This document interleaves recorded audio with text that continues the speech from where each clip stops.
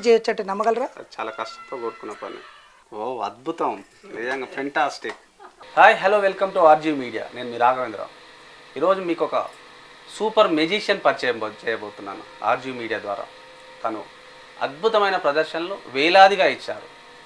ఒకవైపు డొమెస్టిక్ రంగంలో ఇచ్చుకుంటూనే మరొక ఇంటర్నేషనల్ సత్తా చాటిన నేపథ్యంతో కడు పేదరికం నుంచి వచ్చి ఇప్పుడు మెజిషియన్ మహారాజుగా ఆయన అందరు మన్నెలు పొందుతున్న నేపథ్యం అయితే మనం చూస్తున్నాం.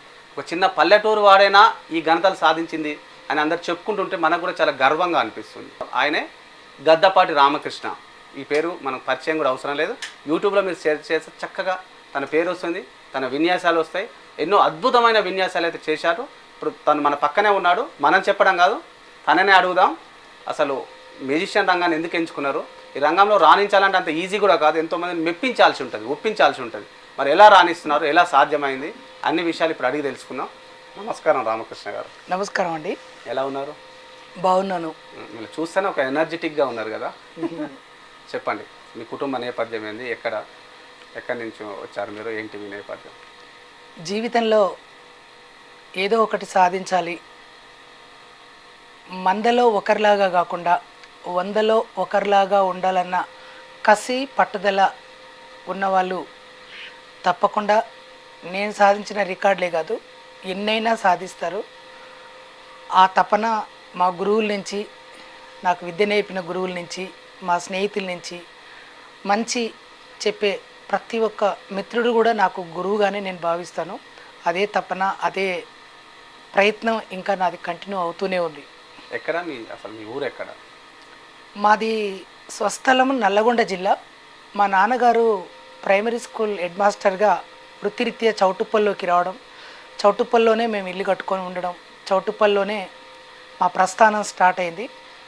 చౌటుప్పల్ నుంచి ఇక మ్యాజిషియన్ ఎదుగుదలకి రావాలన్నట్టు నేను హైదరాబాదు సరూర్ నగర్లో నా సొంత నివాసంలో నేను ముందు మీరు పుట్టి పెరిగింది అయితే నల్గొండ అయినప్పుడు మీరు పుట్టి పెరిగింది చౌటుప్పల్ అని చెప్పవచ్చు మనం. అవును, అక్కడే సెటిల్ అయ్యారు. అవును. మీ నాన్నగారు ఉపాధ్యాయుడు అంటున్నారు. మరి బేసికల్గా ఏంటంటే ఉపాధ్యాయులు చాలా స్ట్రిక్ట్గా ఉంటారు. వాళ్ళు ఉపాధ్యాయులు లేకపోతే గవర్నమెంట్ జాబ్లో సెట్ కావాలని చూస్తూ ఉంటారు. మన పిల్లలు గవర్నమెంట్ జాబ్ అయితే సెక్యూర్ ఉంటుంది అని ఒక ఫీలింగ్ ఉంటుంది. అవును. మీరు ఆ పందాన్ని విడనాడి మీకు ఇష్టమైన రంగాన్ని ఎంచుకోవడానికి కారణం ఏంటి, అసలు మ్యూజిషియన్ కావడానికి కారణం ఏంటి, ఈ రంగాన్ని ఎందుకు ఎంచుకున్నారు? డిగ్రీ పూర్తయిన తర్వాత మ్యాజిక్ రంగంలో వెళ్ళాలి అనే ఒక ఆలోచన ఎందుకు కలిగింది అంటే, చిన్నగా ఉన్నప్పుడు 9th 10th క్లాస్లో వేరే ఇతర రాష్ట్రాల నుంచి, మహారాష్ట్ర నుంచి ఒక మెజిషియన్స్ రావడం, మా స్కూల్లో ప్రోగ్రామ్ చేయడం, ఆ స్కూల్లో ఒక కోడిగుడ్డు ఐటెం, కోడిగుడ్డు పట్టుకోగానే మాయమవుతుంది, ఆ ఐటెంని నాకు ఇవ్వడం, నన్నే పట్టుకోమనడం. నేను చిన్నగా ఉన్నప్పటి నుంచి కొంచెం చిలిపి చేష్టలు నా ఎక్కువ ఉండేది. మా సార్లతోని, హెడ్ మాస్టర్తోని, మా పిల్లలతోని, నా ఫ్రెండ్స్తోని, ఎవరితోనైనా కామెడీగా ఉండడం, నవ్వించడం అనేది చిన్నగా ఉన్నప్పటి నుంచే అందరినీ నన్ను తెనాలి రామలింగడు అని కూడా అనేవాళ్ళు. మంచి మంచి కథలు చెప్తుండేవాడిని, జోక్స్ చెప్తుండేవాడిని, పాటలు పాడుతుండేవాడిని. ఆ జిజ్ఞాసే నాకు ఇలా మ్యాజిక్లోకి నన్ను ఇంతవరకు తీసుకొచ్చింది అనుకుంటాను. ఆ గుడ్డు మాయం కావడం ఎలా జరిగింది అని అతను అడిగితే అతను చెప్పకపోవడం, అది ఎట్లాగైనా నేర్చుకోవాలనే ఒక ఆశ అలాగే ఉండిపోయింది. తర్వాత ఫ్యూచర్లో తెలుసుకున్నాను. అక్కడి నుంచి మ్యాజిక్ నేర్చుకోవాలన్న ఇంట్రెస్ట్ అక్కడి నుంచి కలిగింది. ఒక కోడిగుడ్డు మీ జీవితాన్ని మార్చిందని చెప్పవచ్చు. ఒక కోడిగుడ్డు నా జీవితాన్ని మార్చింది. కోడిగుడ్డుకు మనం కృతజ్ఞతలు చెప్పాలి, ఇంత పెద్ద మెజిషియన్ మాకు అందించినందుకు మొత్తం మీద. తర్వాత మ్యాజిక్ రంగంలోకి ఎప్పుడు ఎంట్రీ అయ్యారు, ఎక్కడ నేర్చుకున్నారు మ్యాజిక్? మొదట్లో కొత్తగా నేర్చుకునేటప్పుడు ఇట్టమల్ల చంద్రయ్య అని సూర్యాపేటలో లెక్కల మీద, గణితం మీద ట్రిక్స్ చేసేవారు. ఆ తర్వాత హైదరాబాద్కు వచ్చినప్పుడు బివి పట్టాభిరామ్ గారు, మెజిషియన్ ఆలీ, తర్వాత చొక్కాపు వెంకటరమణ గారుల సహాయంతో హైదరాబాద్లో నా ప్రస్థానం స్టార్ట్ అయింది. వాళ్ళ ఎంకరేజ్మెంట్, ప్రోత్సాహం నన్ను ఇలా ఈ స్థాయికి. మీ నాన్నగారు ఏమైనా అబ్జెక్షన్ చెప్పారు, ఎందుకు అటువైపు ఎందుకు పోతున్నావు అని? మొదట్లో ఉంటుంది, ఎందుకంటే అప్పుడు ఉపాధి లేని రంగంగా దాన్ని చెప్పుకునేవారు. మొదట్లో చాలా చెప్పేవాళ్ళు. మ్యాజిక్ అంటే మా నాన్నగారికి ఇష్టం ఉండేది కాదు.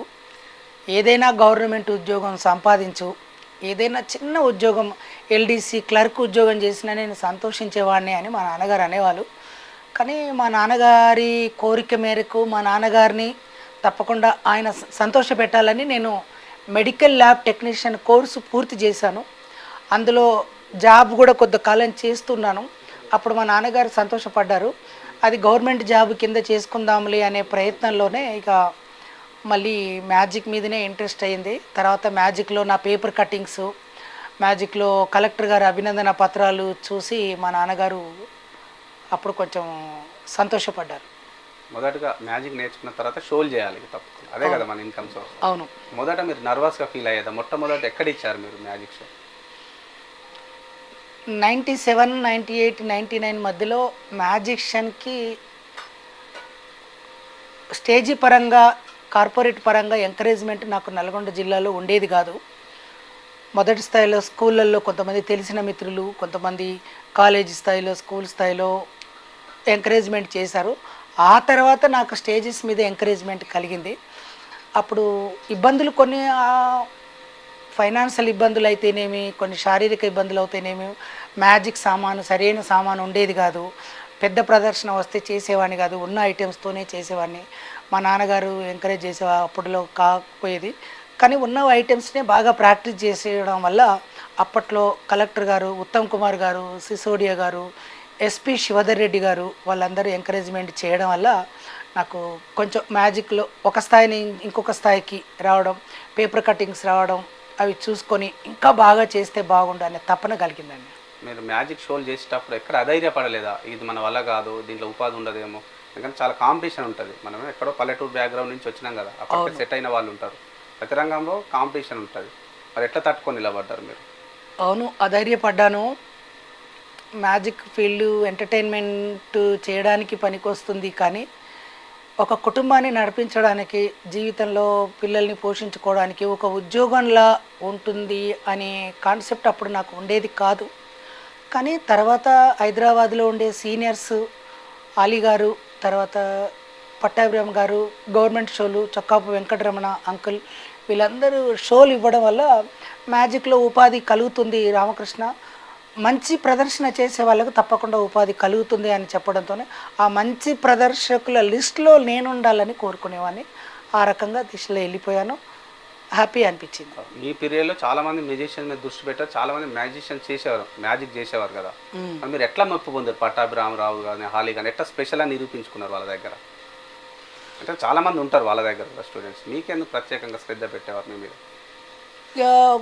అందరు చేసేదానికంటే కొంచెం ఎక్కువ చేస్తే బాగుండు అని చెప్పేసి మొట్టమొదటిసారిగా నేను చౌటుప్పల్ నుంచి యాదగిరిగుట్ట, భువనగిరి యాదగిరిగుట్ట దాకా చౌటుప్పల్ నుంచి కళ్ళకు గంతలు కట్టుకొని ఉగాది రోజున ఆ ప్రోగ్రాం చేయడం జరిగింది. అప్పుడు సిఐ రామచంద్రారెడ్డి గారు, తర్వాత ఎస్ఐ రవీందర్ గారు వారి ఆధ్వర్యంలో, చౌటుప్పల్ మీడియా వాళ్ళ సహకారంతో చౌటుప్పల్ నుంచి భువనగిరి, భువనగిరి టు యాదగిరిగుట్ట కొండపైకి, భువనగిరి గుట్ట సిఐ గోరిపల్లి వెంకట్ గారు, భువనగిరి ఎస్ఐ గారు నంద్యాల నరసింహారెడ్డి గారు, వీళ్ళందరూ ఎంకరేజ్ చేసిర్రు.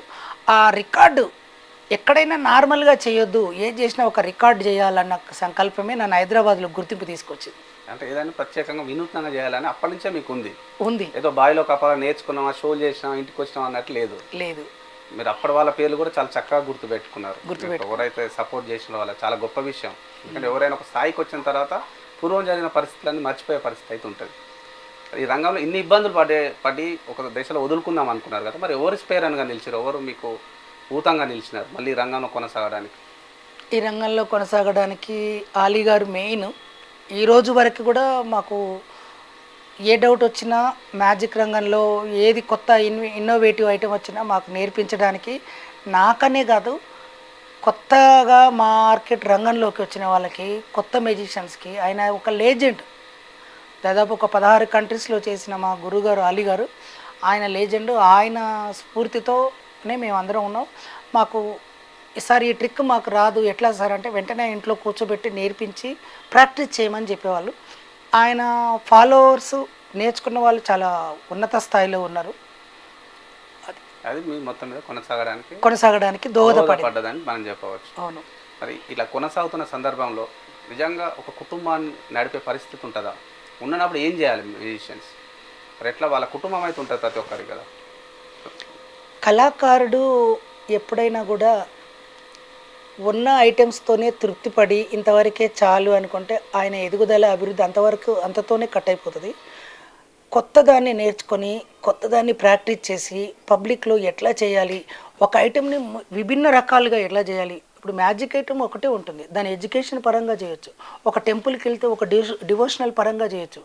ఒక సారా తాగి దానికి అలవాటు పడే వ్యక్తికి సారా తాగకుండా ఉండడానికి దాన్ని ఒక మోటివేట్గా ఇన్ని రకాలుగా ఒక్కటే ఐటెం ఒకటే, కానీ దాన్ని విభిన్న రకాలుగా చేయాలన్న థాట్, ఆ ఐడియా అనేది ఆ కళాకారుడికి రావాలి. అప్పుడు వచ్చినప్పుడే దాన్ని ప్రజలు ఆసక్తిగా తిలకిస్తారు. దీన్ని అందరూ చేసే రకంగా కాకుండా మన ఆలోచన విధానాన్ని బట్టి క్రియేటివిటీగా చేయాలి. అది పబ్లిక్కి హత్తుకోవాలి. ఇన్నోవేషన్ ఉంటే తప్పకుండా 100% రాణిస్తారు. ప్రాక్టీస్ లేని వాళ్ళు, ఉన్న వాటితోని స్థిరపడే వాళ్ళు మ్యాజిక్లోకి వచ్చి వెనక్కి వెళ్ళిపోయిన వాళ్ళు ఉన్నారు. మ్యాజిక్ రంగాన్ని వదిలేసిన వాళ్ళు కూడా ఉన్నారు. మంచి పేరు సంపాదించిన వాళ్ళు కూడా మ్యాజిక్లో ఇవాళ కొంతమంది డెవలప్ కాలేకపోవడానికి కారణం ఏంటంటే దాంట్లో కంటిన్యూగా ప్రాక్టీస్ చేయలేకపోవడం, కొత్త ఐటమ్స్ నేర్చుకోలేకపోవడం, స్కిల్ ఐటమ్స్ని ప్రాక్టీస్ చేయకపోవడమే ప్రధానమైన కారణం. నిజంగా చెప్పండి, మీరు సుమారు ఒక 3 దశాబ్దాల పాటు ఇప్పుడు ఇంకా కొనసాగుతూనే ఉన్నారు ఈ రంగంలో. నిజంగా ఒక మెజిషియన్కి ఉపాధి దొరుకుతుందా? మనం నిజం మాట్లాడుకుంటే తప్పనిసరిగా తప్పకుండా కొత్తగా రంగంలోకి వచ్చే వాళ్ళకి ఉపాధి అనేది దొరుకుతుంది. వాళ్ళు కొత్తగా మ్యాజిక్ రంగంలోకి రావాలి అన్న సంకల్పంతోనే పొట్టి శ్రీరాములు యూనివర్సిటీలో ఒక మ్యాజిక్ గవర్నమెంట్ కోర్సు కూడా ఉంది, సర్టిఫికెట్ కోర్స్ అది. ఆ కోర్సు చేసిన వాళ్ళకి మంచి గవర్నమెంట్ పథకాల ప్రోగ్రామ్స్ ఇస్తారు. దాన్ని పొట్టి శ్రీరాములు యూనివర్సిటీలో ప్రముఖ మెజిషియన్ సామల వేణు గారు స్టార్ట్ చేశారు. ఆయన హైదరాబాదు మా చూమంతర్ దానికి చైర్మన్గా ఉన్నారు, ఆయన పెట్టారు. కొత్తగా నేర్చుకునే వాళ్ళకి తప్పకుండా ఉపాధి ఉంటుంది. మీరు అడిగిన సర్టిఫికేట్స్ అడుగుతూ ఉంటారా? ఎక్కడన్నా మీరు పోయిన హోటల్స్ కానీ అది కానీ? కొంతమంది అడుగుతారు. ఇప్పుడు విదేశాలు ఎట్లా ఉంటుంది మీకు ఒకవేళ మ్యాజిక్ షో ఇవ్వాలంటే వాళ్ళు ఏం చూస్తారు ప్రధానంగా? మెయిన్ ప్రజెంటేషన్, లాంగ్వేజ్, తర్వాత అవార్డ్స్, రివార్డ్స్, సర్టిఫికెట్స్ కంపల్సరీ చూపించాలి. మెయిన్ ప్రొఫైల్ బాగుండాలి. ఆ ప్రొఫైల్లో ఏది కూడా డమ్మీ ఉండకూడదు. లేని అవార్డులు వచ్చినట్టు, లేని పథకాలు వచ్చినట్టు. ఇలా మార్కెట్ రంగంలో డబ్బులు పెడితే ఎన్నో అవార్డులు ఇచ్చేవాళ్ళు ఉన్నారు. అలా కాకుండా ఒరిజినల్ స్కిల్ అనేది ఉండాలి, ఒరిజినల్ ప్రతిభ అనేది చూపించుకోగలగాలి. అప్పుడు తప్పకుండా ఫలితం ఉంటుంది. కొత్తగా ఈ రంగంలోకి రావాలనుకున్న వాళ్ళు మీరేమైనా సహాయ సహకారాలు అందిస్తారు? మీరు ఎట్లా అప్రోచ్ కావాలి మరి? దాదాపు నాకు 20-30 మంది స్టూడెంట్స్ ఉన్నారు. మ్యాజిక్లో మంచి సక్సెస్ సాధిస్తున్నారు, మ్యాజిక్లో ఉపాధి చేస్తున్నారు. ఈక్వల్ నేను మంత్లీ ఎంతవరకు సంపాదించుకుంటున్నానో వాళ్ళు కూడా అంతవరకు సంపాదించుకుంటున్నారు. వాళ్ళు కూడా నన్ను ఇప్పటి వరకు అన్నారు, మీ వల్లనే మేము ఈ ప్రోగ్రామ్ చేయగలుగుతున్నాం, మీ వల్లనే అని. అది నాకు చాలా సంతోషం. నాన్నగారు టీచర్, ఆయన విద్యార్థులను చైతన్యం చేశారు. మీరు ఒక మెజిషియన్గా సమాజాన్ని చైతన్యం చేసే కార్యక్రమాలు ఏమైనా చేశారా ఇంతకుముందు? ఇకపై ఏమైనా చేస్తారా మరి? 2000 నుంచి 99, 2000, 2001, 2, 3, 4, 2004, 5 దాకా కూడా నల్లగొండ జిల్లా, అటు మహబూబ్ నగరు, అటు ఖమ్మంలో మంత్రతంత్రాలు లేవు, మంత్రతంత్రాలు నిరూపిస్తే ₹1,00,000 బహుమతి అని చెప్పేసి ఒక బ్యానర్ పెట్టుకొని ఎవరి సహకారం లేకుండా నా ఓన్ ఖర్చులతోని అనేక గ్రామాలలో, అనేక మండలాలలో నేను ప్రోగ్రామ్స్ చేశాను. నార్కటుపల్లి దగ్గర ఒక ఊర్లో కూడా నా మీద హత్య ప్రయత్నం కూడా జరిగింది. అది ఇండియా టుడేలో కూడా రాశారు, రామకృష్ణ మీద హత్య ప్రయత్నం జరిగిందని. అప్పట్లో ఎస్పీ గారు సజ్జనార్ గారు ఉండి నాకు ఒక స్పెషల్ సెక్యూరిటీ ఇచ్చి, వితౌట్ పర్మిషన్తో పోవద్దు, పోలీస్ వాళ్ళ పర్మిషన్ తీసుకొని తప్పకుండా చేస్తే మీకు కోఆపరేట్ చేస్తామన్నది. ఆ తర్వాత పోలీసు వాళ్ళ పర్మిషన్తో అటు మహాసిమెంట్ మేళ్ళ చెరువు, హుజూర్ నగర్ ఏరియాలలో కృష్ణా బెల్ట్ అంటారు దాన్ని, కృష్ణా బెల్ట్లో ఉండే ఒక 12 గ్రామాలలో నాన్ స్టాప్గా ప్రోగ్రామ్ చేసి మూఢనమ్మకాలు, ఒక వ్యక్తిలో ఉండే మూఢనమ్మకాలు ఒక ప్రదర్శనతో ఏం పోవు. మేమేందంటే ఒక థాట్ కలిగిస్తాం, అరే ఆయన చెప్పింది నిజమే, ఇప్పటిదాకా నేను ఇది నమ్మిన, తాయెత్తతోని మంత్రాలతోని వ్యాధులు నయం కావు. ఆయన మెజిషియన్ చేసిండు మా ఊర్లో. ఆయన ఒక ప్రాక్టికల్గా చేసి చూపించాడు. అని ఒక థాట్ కలిగిస్తాము. ఆ థాటే వాళ్ళ లోపల ఎదిగి ఒక కాన్ఫిడెన్స్ లెవెల్స్ని పెంచుతుంది. ఇలా సైన్స్ ఎంతో డెవలప్ అయింది. ఈ రోజుల్లో కూడా గ్రామాలలో పాంగరిస్తే తాయెత్తతోని నయం అవుతుంది. అమ్మ తల్లి వస్తే డాక్టర్ దగ్గరికి పోవద్దు, ఇంట్లోనే కూర్చోబెడితే అవి రోగం నయమవుతుంది అని చాలామంది పిల్లలు చనిపోవడం జరిగింది. తాయెత్తతోనే పాము గరిస్తే విషం తగ్గుతుందని చాలామంది చనిపోతున్నారు. ఇలా సైన్స్ డెవలప్ అయింది. వ్యాధి ఉంటే తప్పకుండా దానికి మెడిసిన్ అనేది కంపల్సరీ కావాలి. కానీ ఆ పురాణ కాలంలో అట్లా జరిగింది. అదృష్టం బాగాలేక చనిపోయిండని విషం ఎక్కిపోయిందని. కానీ విషం 90 పాము కాటు ఏం తగ్గదంటారు. 100% తగ్గదు. తగ్గదని నిరూపిస్తే ₹1,00,000 ఇస్తాం. తగ్గుతుందని నిరూపిస్తే. తాయెత్తలు ఓం భూమి విషయం అంటే ఏం పనులు కావంటారు మొత్తం మీద. ఇప్పుడు జూ పార్క్ నుంచి ఒక విషం ఫుల్గా విషం ఉన్న పాముని మాకు పర్మిషన్ అడిగితే మాకు ఇస్తారు. ఒక ఆరోగ్యమైన వ్యక్తికి కాటేస్తాము. నిజంగా మంత్రాలు మంత్రాలు వేసే వ్యక్తిని తీసుకొచ్చేసి మంత్రాలతో ఆయన ఎలాంటి మెడిసిన్ లేకుండా మంత్రాలతో ఒక 24 hours ఆయన బ్రతికించగలిగితే ₹1,00,000 ఇస్తా అంటారు. నేను ₹1,00,000 open challenge. Open challenge. Ramakrishna గారు ఓపెన్ ఛాలెంజ్ చేస్తున్నారు. 100%. తాయెత్తుతో పాము కాట అంటే విషం లేకుండా ఆయన బ్రతికించగలిగితే ₹1,00,000 ఇస్తా అంటారు మీరు.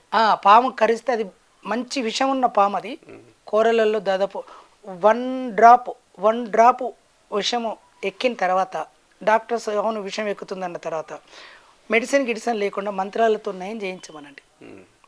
నేను కూడా ఇప్పటి నుంచి నమ్ముతా. ఇక మీరు నమ్ముతారు. ₹1,00,000 వాళ్ళకు సంతోషంగా ఇస్తా అంటున్నారు. సంతోషంగా ఇస్తా. నిజంగా ఎవరైనా నమ్మేవాళ్ళు మన రామకృష్ణ గారు ఛాలెంజింగ్ కూడా స్వీకరించవచ్చు. అయితే మీరు అన్నారు ఇంతకుముందు హత్యా ప్రయత్నం కూడా జరిగింది. ఎందుకు వర్క్ చేయాల్సి వచ్చింది? మీరు ఒక మ్యూజిషియన్, మీరు సమాజాన్ని నిజంగా చైతన్యపరచడానికి అనేకమైన కార్యక్రమాలు ఇస్తూ ఉన్నారు. ఎవరికి హాని చేసే పర్సన్ కూడా కాదు కదా మీరు. ఎందుకు జరిగింది అది? మరి ఆ ఊర్లో అందరూ కళ్ళు సారా. ఏ గ్రామం అది? నార్కట్పల్లి దగ్గర ఏదో ఒక విలేజ్ ఉంది. ఒక జస్ట్ 10-15 kilometers దూరంలో. ఆ విలేజ్ పేరు కూడా చెప్తాను తర్వాత. ఆ ఊరికి వెళ్ళి నేను ఆ ఊర్లో బాణమతి చేతబడులు లేవు, ఆ ఊర్లో పశువులు పాలు ఇవ్వట్లేదని, గుడిసెలలో మంటలు పడుతున్నాయని, ఇండ్లలో రాళ్ళు పడుతున్నాయని, ఇంట్లో నుంచి ఇల్లు మొత్తం ప్యాక్ ఉంటుందండి, పెంకలు గింకలన్నీ వేసింటే కానీ ఇండ్లలో రాళ్ళు పడుతున్నాయి, సౌండ్స్ వస్తున్నాయి కొన్ని ఇండ్లలో అని కొంతమంది ఇండ్లు ఖాళీ చేసి అటు నల్గొండకి, సూర్యాపేటకి, హైదరాబాద్కి వెళ్తున్న తరుణంలో నేను ఆ ఊరికి వెళ్ళి ఆ ఊర్లో అంత స్టోరీ మొత్తం తెలుసుకొని ఆ ఊరి గ్రామస్తుల కథనం అంతా అయిని ఆ ఊర్లో ప్రోగ్రాం చేస్తే ఆ ఊర్లో కొన్ని రాజకీయాలు అంటే ఆ ఊర్లో భూముల రేట్లు తగ్గించాలని, అన్నదమ్ముల కక్షలే అక్కడ నిజంగా మూఢనమ్మకాలు అని చెప్పేసి అన్నారు. కానీ నిజంగా మూఢనమ్మకాల సమస్య కాదు అది. కొంతమంది వేరే వాళ్ళు ఏం చేస్తారంటే అన్నదమ్ముల గొడవలు ఉంటే వీడికి ఏదో మంత్రాలు చేసేస్తే వాడు భయపడి వెళ్ళిపోతారు, వాని భూమి వీడి కొట్టేయచ్చు అన్నట్టు ఆ ట్రెండ్ అప్పుడు రియల్ ఎస్టేట్ భూమిని అందుకుంటున్నా. ఎవరైతే భూములు నేను రామకృష్ణ గారు భూమి కొట్టేయాలనుకున్న నిమ్మకాయలు అవి తీసుకొని పసుపంతా చల్లేసి ఏదో వెళ్ళిపోయేది చౌక కొట్టేసేది. దీనిపై మీరు ప్రదర్శనలు ఇస్తే వాళ్ళ కోపం వస్తుంది. అవును, వాళ్ళ వల్ల నాకు అబ్జెక్షన్ జరిగింది. కానీ నేను మళ్ళీ తర్వాత పోలీస్ వాళ్ళ పర్మిషన్స్తో కొన్ని గ్రామాలలో ఎలా తప్పించుకున్నారు? మరి అంటే మీరు వెంటబడ్డారా? ఏం చేశారు అసలు? ఊరోళ్ళందరూ ఇది నిజంగా మంత్రాలే ఉంటే నువ్వు మంత్రాలు లేవంటున్నావు కదా, మరి నీ నాలిక కోసేస్తాము, నువ్వు మంత్రాలు లేవంటే తప్పించుకో అని మనం చెప్పేదానికి ఏదైనా రివర్స్ అనమాట. మనం ఏది చెప్పినా కూడా రివర్సే. అమ్మోరు సినిమాలో అప్పుడు అమ్మోరు సినిమా రావడము, కొన్ని మంత్రతంత్రాలను ప్రోత్సహించే సినిమాలు రావడము, ఆ మధ్య దూరదర్శన్లో ఇది కాలభైరవ అనే సినిమాలు రావడం వల్ల ఈ అన్ఎడ్యుకేటెడ్స్ ఇల్లిటరేట్స్ ఎట్లా ఉంటారంటే ఏది చెప్పినా వినరు. వాళ్ళకి చెప్పిందే వాళ్ళు చెప్పిందే నమ్ముతారు. వాళ్ళు ఇవన్నీ ఉన్నాయి కదా, ఇవన్నీ లేకుంటే వాళ్ళు ఎట్లా తీసిర్రు అని నన్ను క్వశ్చన్ వేసారు. సినిమా తీసే వ్యక్తి ఒక 3 గంటల పాటు ఆ సినిమా ఎలా ఉండాలనేది ఆలోచిస్తాడు. కానీ ఇది చూసిన తర్వాత ఏమైపోతారు ఏందనేది డైరెక్టర్కి, నిర్మాతలకి, యాక్షన్ చేసే వాళ్ళకి అవసరం లేదు. కానీ ఆ సినిమా అనేది ఇలా మనిషిని ఎంతో ప్రభావితం చేస్తుంది. ఇప్పుడు నిన్న మొన్న ఒక మర్డర్ జరిగింది. ఆ మర్డర్ జరిగిన విషయం కూడా నువ్వు ఎట్లా చేసినావు అంటే నేను ఒక విక్రమ్ సినిమా చూసినా, అక్కడ సినిమా చూసినా, ఎట్లా చేయాలో తెలుసుకున్నా. అనేది సినిమా అనేది ఉత్తమమైన సినిమా, నాణ్యత ప్రమాణాలున్న సినిమాలు ఇవాళ తీస్తే ఆడట్లేదు. ఎట్లా జరుగుతుంది అంటే చెడిపోవడానికి మార్గాలు చాలా ఉన్నాయి, బాగుపడడానికి మార్గాలు చాలా తక్కువగా ఉన్నాయి. రిస్క్ అయినా బేర్ చేసుకొని మంచినే స్వీకరించాలి, చెడును వదిలేయాలి అనే అంశాలని మా ప్రదర్శనల ద్వారా తెలియజేస్తుంటాం. ఆ రోజు అక్కడ నాకు గ్రామస్తులందరూ ఒక హిప్నటైజ్ లాగా ఉన్నారు అక్కడ. వాళ్ళ నుంచి నేను కూడా నిజంగా మంత్రగాన్ని అని చెప్పి అబద్ధం చెప్పి తప్పించుకొని బయటకు వచ్చాను. మొత్తం మీద అది అప్పుడు మీకు అనిపించలేదా మరి మీరేం ప్రదర్శనలు చేస్తున్నారు ప్రజలు మార్చాలని, మీ ప్రజలేమో కొంతమంది మీ ప్రాణాలు తీయాలనుకుంటున్నారు, అప్పుడు ఇది అసాధ్యం, ఈ ప్రదర్శనల వల్ల మనం జనాలను మార్చలేమని అనిపించలేదా మరి? అనిపించింది.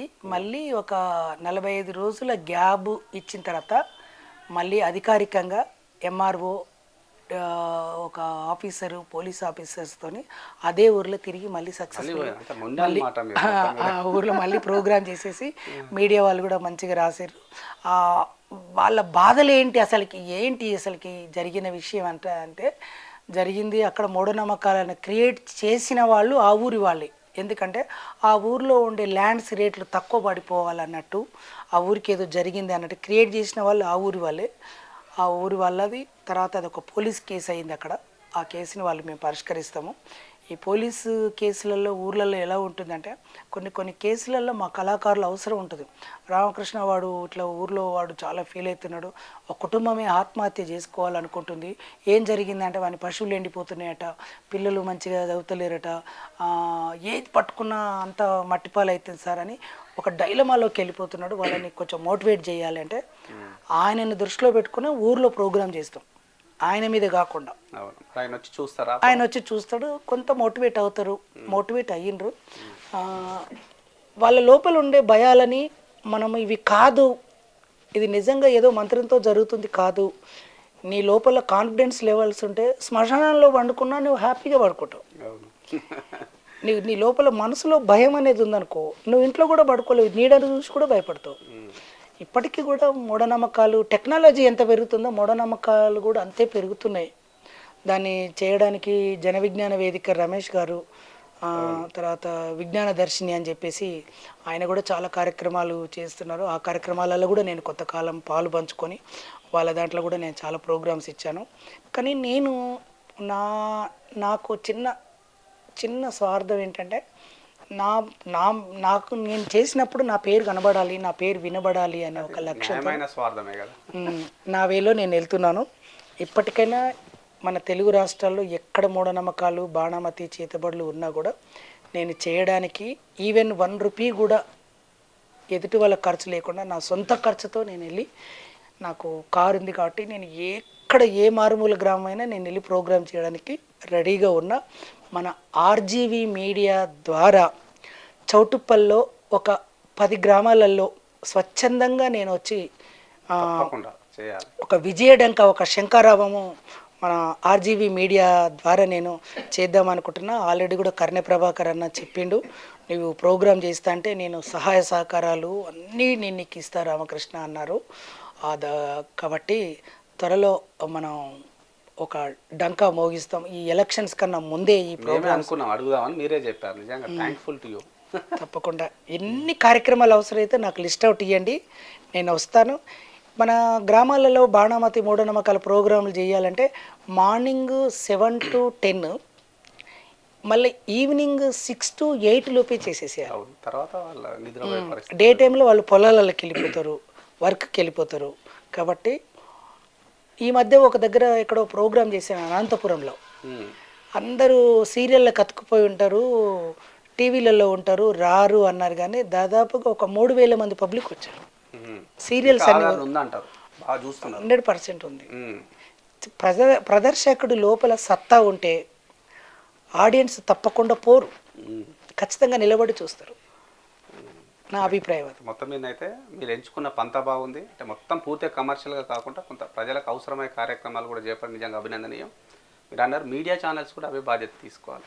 వైపు కొంత కమర్షియల్ ఉండాలి, కొంత సోషల్ వెల్ఫేర్ కార్యక్రమాలు కూడా చేస్తే బాగుంటుంది. మీరు ముందుకు వచ్చినందుకు ముందుగా ఆర్జీవీ మీడియా తరఫున మీకు ధన్యవాదాలు. ఇకపోతే మరి ఇప్పటివరకు ఎన్ని ప్రదర్శనలు ఇచ్చి ఉంటారు మీరు? నేను ఇండియా వైజ్గా ఎక్కడెక్కడ ఇచ్చినారు? ఇండియా వైజ్గా దాదాపుగా 6,000 ప్రదర్శనలు ఇచ్చాను. తర్వాత వినూత్నమైన ప్రదర్శనలు ఒక 2,000 దాకా ఇచ్చాను.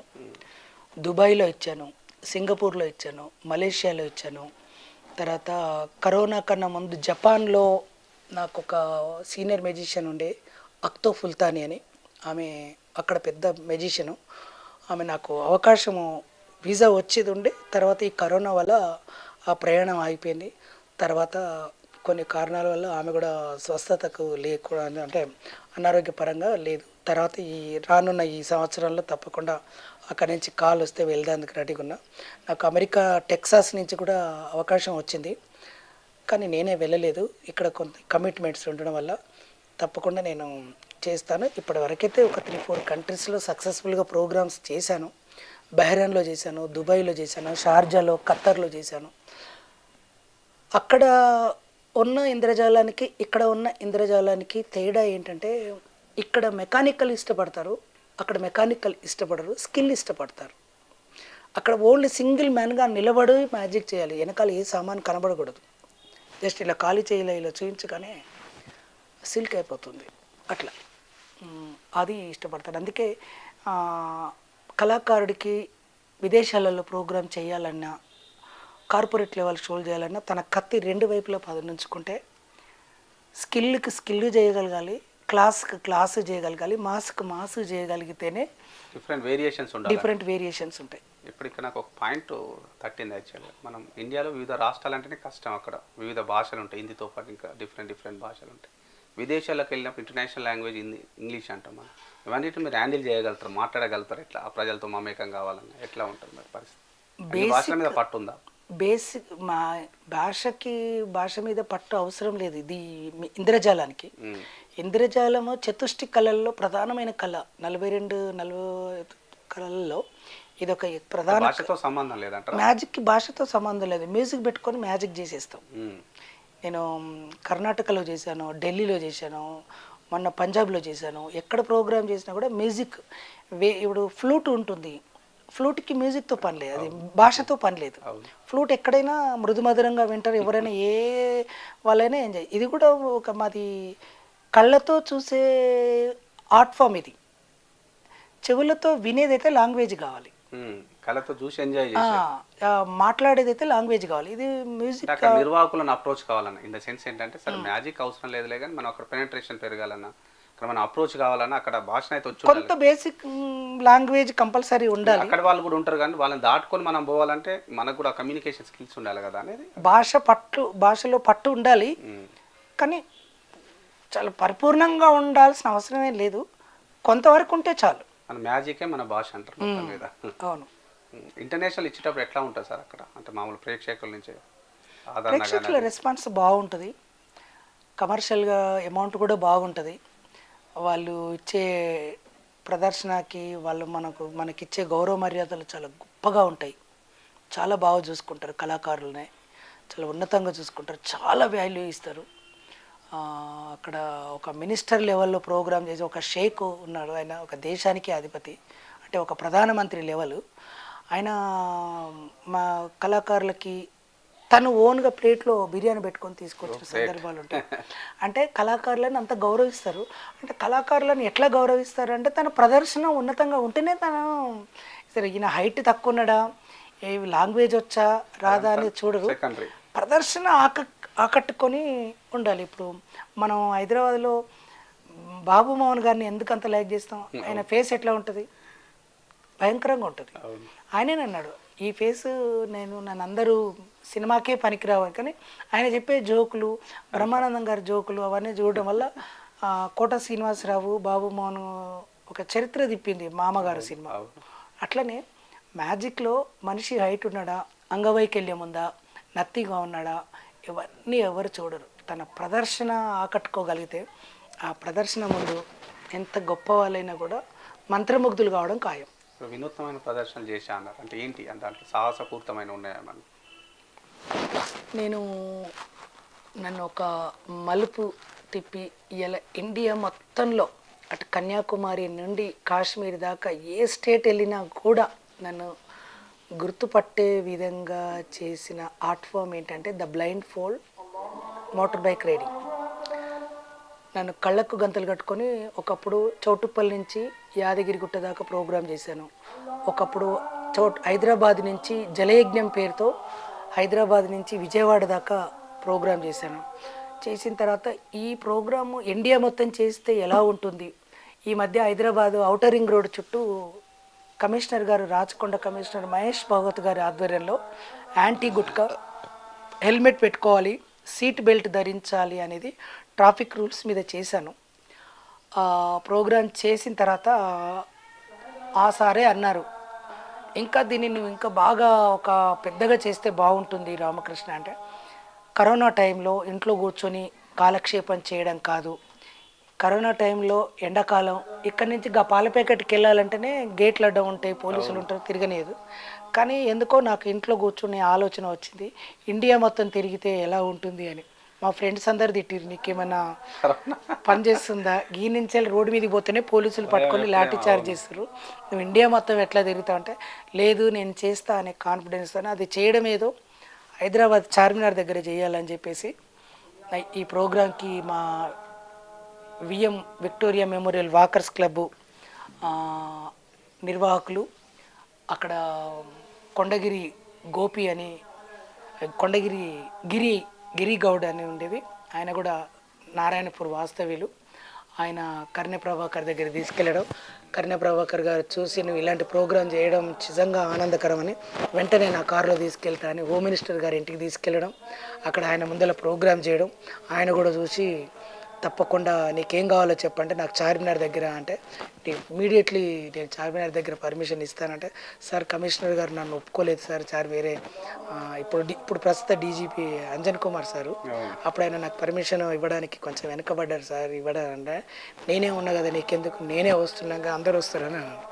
ఆ తర్వాత చార్మినార్ దగ్గర తను స్టార్ట్ చేయడం, అక్కడి నుంచి నేను వాస్తవానికి ఒక 5,000 కిలోమీటర్లే నడుపుదాం అనుకున్న నేను ప్రజల ఆదరణ, పబ్లిక్ రెస్పాన్సు చూసి 10,000 కిలోమీటర్స్ నడపాలనుకున్న నేను 10,600 కిలోమీటర్స్ వరకు ప్రోగ్రాం చేశాను. అక్కడ ఢిల్లీలో రైతు మోర్చా, అక్కడ రైతులు ధర్నా చేస్తున్నారు ఢిల్లీకి 400 కిలోమీటర్ల దూరం, అక్కడ వాళ్ళ మధ్యలో కూడా నేను ప్రోగ్రామ్ నా వీడియోలో ఉంది, వేరే వీడియోలో ఉంది, అది ఇప్పటివరకు ఇంకా ఎవరికి ఇవ్వలేదు అది ఆ వీడియో. అక్కడ కూడా నేను వాళ్ళ మధ్యలోంచి వెళ్ళడం, వాళ్ళు స్వాగతం చెప్పడం కూడా చాలా గ్రేట్ అనిపించింది. కాశ్మీర్ శ్రీనగర్ నుంచి ఒక హిమాలయ మౌంటైన్ బార్డర్ దాకా వెళ్ళాను, గుల్మార్ మౌంటైన్ దాకా వెళ్ళాను. అక్కడి నుంచి లడాక్ వెళ్ళాలని ప్రయత్నం చేశాను, కానీ నాకుండే ఫిజికల్ ఫిట్నెస్ కరెక్ట్గా లేకపోవడం, స్పోర్ట్స్ అథ్లెటిక్స్లో ఉండేవాళ్ళు నా బైక్ కూడా అన్ఫిట్ అని చెప్పారు వాళ్ళు. ఒకవేళ పోతే మాత్రం ఏదైనా రెస్పాన్స్ అయితే మాకు బాధ్యత లేదన్నారు. అక్కడ పోవాల్సిన వాళ్ళు 15 రోజులు ట్రైనింగ్ తీసుకొని వెళ్తారట లడాక్. ఇక లడాక్ వెళ్ళలేదు, హిమాలయం దేశం మొత్తం చుట్టారు, మొత్తానికి దేశం మొత్తం చుట్టాలన్న సన్నద్ధత కావాలి. అది అంత ఆషామాషి వ్యవహారం కాదుగా చేయడం, సన్నద్ధత ఎట్లా ఉండాలి? దీన్ని 1 ఇయర్ స్పెషల్ ట్రైనర్స్ ఉంటారా చేయడానికి, ఎట్లా ఉంటుంది? ఫుడ్ కంట్రోల్ ఉండాలి, వెయిట్ తక్కువ ఉండాలి, 24 గంటలు కూర్చున్న కాళ్ళు తిమ్మిళ్ళు రాకుండా యోగా చేయడము, ప్రాక్టీస్ చేయడము, ఫుడ్ కంట్రోల్లో చేసుకుంటూ ఒక 1 ఇయర్ ఇంట్లో ప్రాక్టీస్ చేసి ఇన్ని కిలోమీటర్లు అయినా కూడా అట్లాగే ఉండాల్సి వస్తుంది, గేర్లు మార్చాల్సి వస్తుంది, కాళ్ళు ఉంటాయి, అయినా కూడా ఇంత చేసినా కూడా నేను ఉడిపి కేరళ దాటిన తర్వాత కాళ్ళు చేతులు పెయిన్స్ ఉండేది. మళ్ళీ అక్కడ 2 రోజులు ఫిజియోథెరపీ తీసుకొని, అంటే అక్కడ గ్యాబ్లో ఫిజియోథెరపీ తీసుకొని మళ్ళీ అక్కడి నుంచి గుజరాత్ వెళ్ళి, గుజరాత్లో బాగా ఫీవర్ వచ్చింది. అయితే గుజరాత్లో ఎవరైనా నన్ను పట్టుకోవడానికి భయపడ్డారు, ఈ కరోనాతోనే నాకు ఫీవర్ వచ్చిందని. కానీ వెంటనే కరోనా టెస్టులు చేస్తే కరోనా ఏం లేదు, ఇది నేచురల్ ఫీవర్ అని. కరోనా అటాక్ అయ్యిందేమో అనుకున్నాను, కానీ నిజంగా నా అదృష్టమేమో ఇది కూడా ఒక మ్యాజికే. ఇండియా మొత్తం కరోనా టైంలో తిరిగిన కానీ నాకు కరోనా రాలేదు. ఆరోగ్యంగా ఫిట్గా ఉండటం రహస్యం, మరి ఉల్లాసంగా ఉంటారు, మానసిక ఉల్లాసం. ఎక్సర్సైజ్ ఒకటి, తీసుకునే ఫుడ్, బాడీలో ఉండే వ్యాధి నిరోధకత శక్తి అనేది ఉంటే ప్రదర్శకుడు. ఎంత ఖర్చు అవుతుంది ఇట్లాంటి యాత్రలు చేస్తే? మరి ఫైనాన్షియల్గా ఎవరైనా సపోర్ట్ చేస్తారు ఎట్లా? దాదాపు 4.5 లక్షలు ఖర్చు వచ్చింది. 4.5 లక్షల ఖర్చులో ఒక 2.5 లక్షలు నాకు బయట నుంచి హెల్ప్ వచ్చింది. చేయాలన్న తపన నాకు ఉంది కాబట్టి నేను ఒక నా ఓన్ మనీ పెట్టుకున్నాను. తర్వాత ప్రోగ్రామ్ అంతా అయిపోయిన తర్వాత నా స్పాన్సర్స్, నా అభిమానులు పెద్ద పెద్ద ప్రోగ్రామ్స్ ఇవ్వడంతో ఈ యొక్క ఖర్చును నేను చేసుకోగలిగారు. కవర్ చేసుకోగలిగిన. మరి మంటలలో దుంకుతారట కదా మీరు, ఎట్లా? ఎవరైనా మాలాంటి వాళ్ళని చేయొచ్చా? ఎట్లా ఉంటుంది అది అసలు యాక్చువల్? ఇది ఫైర్ ఎస్కేప్ అని చెప్పేసి టార్లాడో అని చెప్పేసి ఇండోనేషియాలో ఒక మెజిషియన్ ఉన్నాడు, టార్లాడో. ఆ బ్లూ ప్రింట్ని అంటే అతను చేసిన టెక్నిక్ని మన ఇండియాలో కేరళలో కజికోడ్లో గోపీనాథ్ ముతుకాడు, తర్వాత హైదరాబాద్లో ఉదయ్ భాస్కర్ అని, తర్వాత మెజిషియన్ రఘుబాబు, వీళ్ళు చేసిన తర్వాత విజయవాడలో క్రాంతికార్ అని ఒక మెజిషియన్ చేశారు. అయితే వీళ్ళందరికన్నా డిఫరెంట్గా చేయాలన్న కాన్సెప్ట్తో మన ఇండియాలో ఇప్పటికీ కేవలం 5-6 మెంబర్సే చేశారు ఈ ఆర్ట్ ఫామ్. ఇక హైదరాబాద్లో ఇద్దరే చేశారు. మన తెలంగాణ నల్గొండ నుంచి, మన తెలంగాణ జోన్ నుంచి నేనెందుకు చేయకూడదని చాలా ప్రాక్టీస్ చేసి మంటల్లో గొలుసులతో కట్టేయడం, తాళాలు వేయడం, చేతులకి బాడీకి మొత్తం ఒక 36 లాక్స్ వేసి చేతులకి హ్యాండ్ కప్స్ వేసి మంటలో వేస్తారు. అది చాలా కొంచెం కఠినమైన పరిశ్రమ, అది కఠినమైన ప్రాక్టీస్ చేయాలి. ఒక ఓపెన్ గ్రౌండ్కి వెళ్ళడము, ఒక బావి దగ్గరికి వెళ్ళి అక్కడ గడ్డంలో ప్రాక్టీస్ చేసుకోవడము చేయడం, అట్లా ఫ్రెండ్స్ సహకారంతో చేసిన. ఫస్ట్ ప్రోగ్రాము 2003లో సూర్యాపేటలో సుధాకర్ పివిసి మీలా సత్యనారాయణ గారు అప్పట్లో నాకు కర్పూరపు రాజేందర్ అని చెప్పేసి మన జూనియర్ ఛాంబర్, వాసవి క్లబ్బు, హరికుమారు, వీళ్ళందరి శేరివిరాల వెంకన్న, వీళ్ళందరూ ఆధ్వర్యంలో అప్పుడు చేశాను. చేసిన తర్వాత మేళ్ళ చెరువులు చేశాను. తర్వాత ఒక దగ్గర తమిళనాడులో ఒక జాతరలో చేశాను. ఇలా చేసిన తర్వాత మళ్ళీ ప్రజలు మర్చిపోయారు చేద్దామని చెప్పేసి 2013లో చేశాను. మళ్ళీ నెక్స్ట్ నా ప్రోగ్రాము హైదరాబాద్లో ఎవరు చేయని ఒక రికార్డు, నా ఏజ్కిగా అదే ఫైనల్ రికార్డు, 100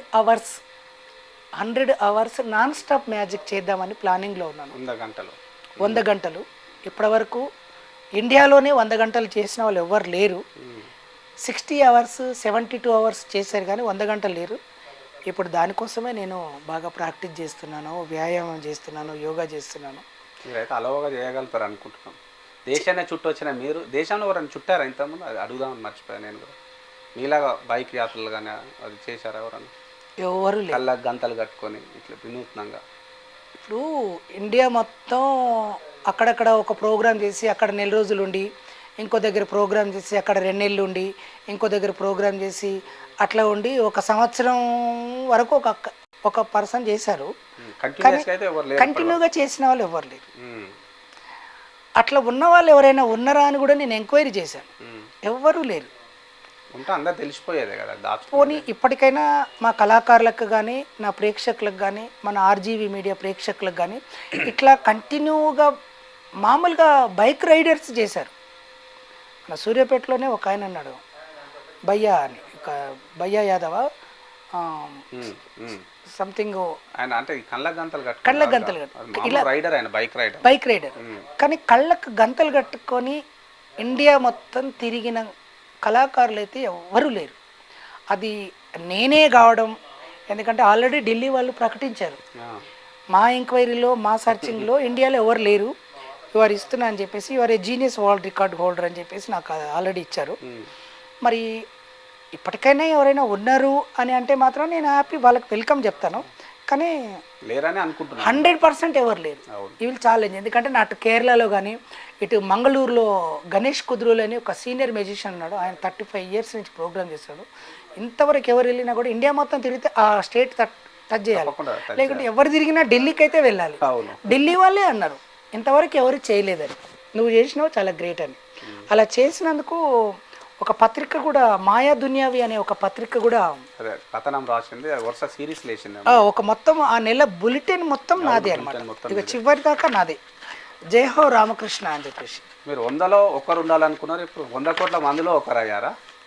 ఒక్కరే, ఒక్కరి సినిమా గుర్తుకొస్తున్నారు. చేసిన విజయాలు, చేసిన అవార్డులను చూసి మురిచిపోవడం సంతోషపడంలో తప్పలేదు, సంతోషపడాలి. కానీ ఇంకా ఏదో చెయ్యాలి, ఇంకా ఏదో వెలితి ఉంది అని అనుకునే కళాకారులు ఎప్పటికైనా సక్సెస్ రేట్లో ఉంటారు అని మా గురువుగారు పట్టాభిరామ్ గారు చెప్పారు.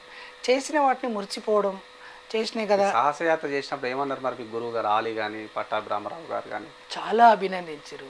అసలు కుటుంబ సభ్యులు కానీ వీళ్ళంతా ఎవ్రీడే కాల్ చేయడం, నీ హెల్త్ ఎట్లా ఉంది, నువ్వు చేయగలవా లేదా, ఏమవుతుంది, ఏంది, నీకు ఎక్కడైనా ప్రాబ్లం ఉందా, అక్కడ మనోళ్ళు ఉన్నారు, నీ దగ్గరికి వస్తున్నారు, నీ ఉన్న ప్లేస్కి వస్తున్నారు, నేను కలుస్తున్నారు చెప్పని. మెడికల్ వాళ్ళు ఎవ్రీడే నాకు అక్కడ వాళ్ళు ఎవరో ఎక్కడో వాళ్ళు ఈ హైదరాబాద్ వాళ్ళు ఫోన్ చేస్తారు, మీరు ఎక్కడున్నారు సార్, మీకు హెల్త్ చెకప్ చేద్దాము, మేము వస్తున్నాం సార్ అంటే, నేను ఫిట్గా ఉన్నానండి అంటే ఆయన హెల్త్ చెకప్ చేయడం పర్ఫెక్ట్గా ఉన్నారు. ఎందుకంటే ఆర్ట్ ఫామ్ ఇవ్వాలి కాకుంటే మళ్ళీ నెక్స్ట్ డే చేయొచ్చు. మనిషి ఇంపార్టెంట్, ఎలైవ్ అనేది ఇంపార్టెంట్. మనం ఎలైవ్ ఉంటేనే విల్ గో ఎహెడ్ గా. నువ్వు బాగా ఉంటేనే, ఎందుకంటే షో ఒకటి కాకుండా మధ్యలో ప్రదర్శనలు కూడా చేశాను కదా. కాబట్టి వాళ్ళ ప్రోత్సాహంతో, వాళ్ళు నిజంగా ఇచ్చిన ప్రోత్సాహం, హైదరాబాద్కి వెళ్ళి నా అభిమానులు ఎవ్రీడే కాల్ చేయడము, ఎక్కడున్నావు చెప్పని చెప్పేసి. తర్వాత తిరుచూరు కాలికట్లో 100 బుల్లెట్లతో నాయమటి వాళ్ళు 100 కిలోమీటర్లు వచ్చారు నాయమటి. ఒక కొన్ని ఏ దగ్గర యూత్లలో వాళ్ళందరూ వెల్కమ్ ఆర్కే అని చెప్పేసి టీషర్ట్లు వేసుకొని వాళ్ళు నా కోసం రావడం. వాళ్ళు ఎవరో మన ఊరోళ్ళు కాదు, మన ఫ్రెండ్స్ కాదు, మన షో చూసిన వాళ్ళు కాదు. ఒక క్యాండిడేట్ వస్తుండంట జాతీయ జెండా పట్టుకొని బైక్కి పెట్టుకొని ఆయనకు వెల్కమ్ చెప్పాలి అనే ఒక జోష్, ఆ జోష్ అనేది నన్ను నిజంగా ఎవరెస్ట్ శిఖరం అంత ఎత్తుకు తీసుకెళ్ళింది. అసలు ఇంకా నేను చేసింది ఇంకా తక్కువేమో, ఇంకా తిరిగితే బాగుండేమో, అసలు వరల్డ్ టూర్ చేస్తే బాగుండేమో అనిపించింది. కొందరు రికార్డుల కోసం చేస్తారు. మీరు జాతీయ జెండా పెట్టుకొని ఏ నినాదంతో ముందుకు వెళ్ళారు? అసలు బ్లైండ్ ఫోల్డ్ చేయడానికి ఏ నినాదంతో మీరు ముందుకు వెళ్ళారు అంటే ఏంది, ఏమైనా చెప్పాలనుకున్నారు? కరోనా జాగ్రత్తలు పాటించండి, ప్లాస్టిక్ వాడకాన్ని తగ్గించండి, పర్యావరణాన్ని కాపాడండి. ఇలా ఎంత ఎడ్యుకేటెడ్స్ అయినా పర్యావరణాన్ని ఏదో బిస్కెట్ ప్యాకెట్ తినేసి కారులోంచి అవతల పడేస్తారు. ఈడ కారు అయితే అక్కడ టాయిలెట్ పోస్తుంటారు. పర్యావరణము అనేది పాడైపోతుంది. ఎక్కడో ఊరవతల ఒకప్పుడు చెట్టు కింద కూర్చుంటే ఎంతో ప్రశాంతంగా ఉండేది, అక్కడ చెట్టు కింద కూర్చుంటే వాసన వస్తుంది. చెట్లు ఎక్కడ ఉన్నాయి మనం చూస్తే, చెట్లు కూడా లేవు, చెట్లని పోయినాయి. పర్యావరణం అనేది పోతే మానవాళి మనుగడ. ఇలా అడవులలో ఉండే పులులు ఊళ్ళకు, ఊరి బార్డర్లకు వస్తున్నాయి. జంతువులు, కోతులన్నీ కూడా ఎక్కడ పడితే అక్కడ కనబడుతూ ఉన్నాయి. ఎందుకంటే ఒకప్పుడు గుట్టలలో కొండలలో ఉండేవన్నీ కూడా ఎందుకు అవుతున్నాయంటే అంత పొల్యూట్ అయిపోతుంది. ఇకనైనా ఇప్పటి వరకైనా మన పెద్దలు ఎంతో జాగ్రత్తగా ఉండి ఆ సంపదని మనకప్ప చెప్పారు. మనము జాగ్రత్తగా ఉండి జాగ్రత్తలు తీసుకొని రాబోయే తరానికి ఇస్తే వాళ్ళ మనుగడ ఉంటుంది. ఇలా రకరకాల వ్యాధులు రావడానికి, రకరకాల డిసీజ్ చేయబోతున్నారా మరి? మీ ప్రదర్శన ద్వారా ఏమైనా విజ్ఞానం కల్పించే ప్రయత్నం ఏమైనా చేస్తారా? చెట్లు అంతరించిపోతున్నాయి, పర్యావరణ పరిరక్షణ, ఇవన్నీ ఏమైనా ఉందా కాన్సెప్ట్? అలా ఇది చిన్న సమస్య కాదు, చాలా పెద్ద సమస్య. గవర్నమెంట్ ప్రోత్సాహం కల్పించి, గవర్నమెంట్ ఏదైనా ఒక అంటే ఏం కోరుకుంటున్నారు గవర్నమెంట్ నుంచి? మీకు ఏం కావాలి? ప్రోగ్రామ్ చేయడానికి ఇప్పుడు దీని మీదే కాన్సన్ట్రేట్ చేస్తే ప్రజలలో ఇంకా కొంత మార్పు తీసుకురావచ్చు పర్యావరణాన్ని కాపాడడానికి. ఇలా మీడియా ఉంది, గవర్నమెంట్ పథకాలు ఉన్నాయి, కానీ పర్యావరణాన్ని కాపాడే ప్రయత్నం ఎవరూ చేయట్లేదు. అవును, అందుకనే అడిగాను. ఎవరి బిజీలో వాళ్ళు ఉన్నారు, ఎవరి వేలో వాళ్ళు ఉన్నారు. పోనీ మాలాంటి రామకృష్ణ గారికి అవకాశం ఇస్తే చేస్తారా? 100% చేస్తాను. సహకారం ఏం కావాలి, సూటిగా మనం ప్రభుత్వం నా ప్రొఫెషనల్ ఫీల్డ్ అంతా వదులుకొని కొంతకాలం పాటు చేస్తే తప్ప ప్రజలలో మార్పు రాదు. ఇంకా ప్రజలలో ఇంకా చెప్పకూడని కొన్ని విషయాలు ఎన్నో ఉన్నాయి. వాళ్ళ లోపల నకిలీ ఏది అసలు ఏది గుర్తుపట్టలేక అనారోగ్యం పాలవుతున్నారు. తినే వంట నూనె కానించాలి, తినే ఫుడ్స్ కానించాలి, అన్నీ నకిలీ వస్తున్నాయి, ఆరోగ్యం దెబ్బతింటుంది. ఇవన్నీ గవర్నమెంట్ ప్రోత్సాహం కల్పిస్తే దానికి సంబంధించిన పరికరాలు ఇప్పించాలి, దానికి సంబంధించిన ఒక మినీ వ్యాన్ ఉండాలి, ఆ వ్యాన్కు స్టేజీ ఉండాలి, ఫైనాన్షియల్ సపోర్ట్ కావాలి. ఏం చేయాలని మనం ఓవరాల్గా నాకు క్యాష్ రూపేనా ఏమొద్దు, సౌకర్యాలు కల్పిస్తే సరిపోతుంది. సౌకర్యాలు కల్పిస్తే నేను 100% చేయడానికి రెడీగా ఉన్నా. నేను ఇలా హైదరాబాద్లో నెలకు ₹1,00,000 సంపాదించుకుంటున్న కళాకారులలో నేను ఉన్నాను.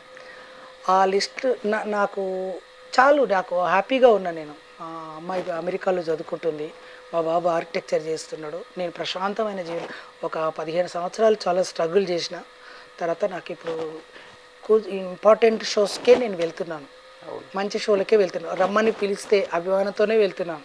చిన్న షోలకి నేను వెళ్ళట్లేదు, చేయట్లేదు అట్లని కాదు, కానీ చిన్న షోలు చేస్తే పెద్ద షోలు రావు. మళ్ళీ చిన్న షో నిర్వాహకులు ఫీల్ గారు రామకృష్ణ మావాడు అని అనుకుంటుంటారు, అందరు చాలా మంది వింటుంటాం, మీ మీద బాగా ప్రేమ అభిమానాలు ఉంటాయి. ఐటమ్స్ అన్నీ మార్చినాం, ఒక షో మంచి షో కావాలి అంటే పుల్లారెడ్డి మిఠాయి కావాలంటే పుల్లారెడ్డి షాప్కి వెళ్ళే తినాలి.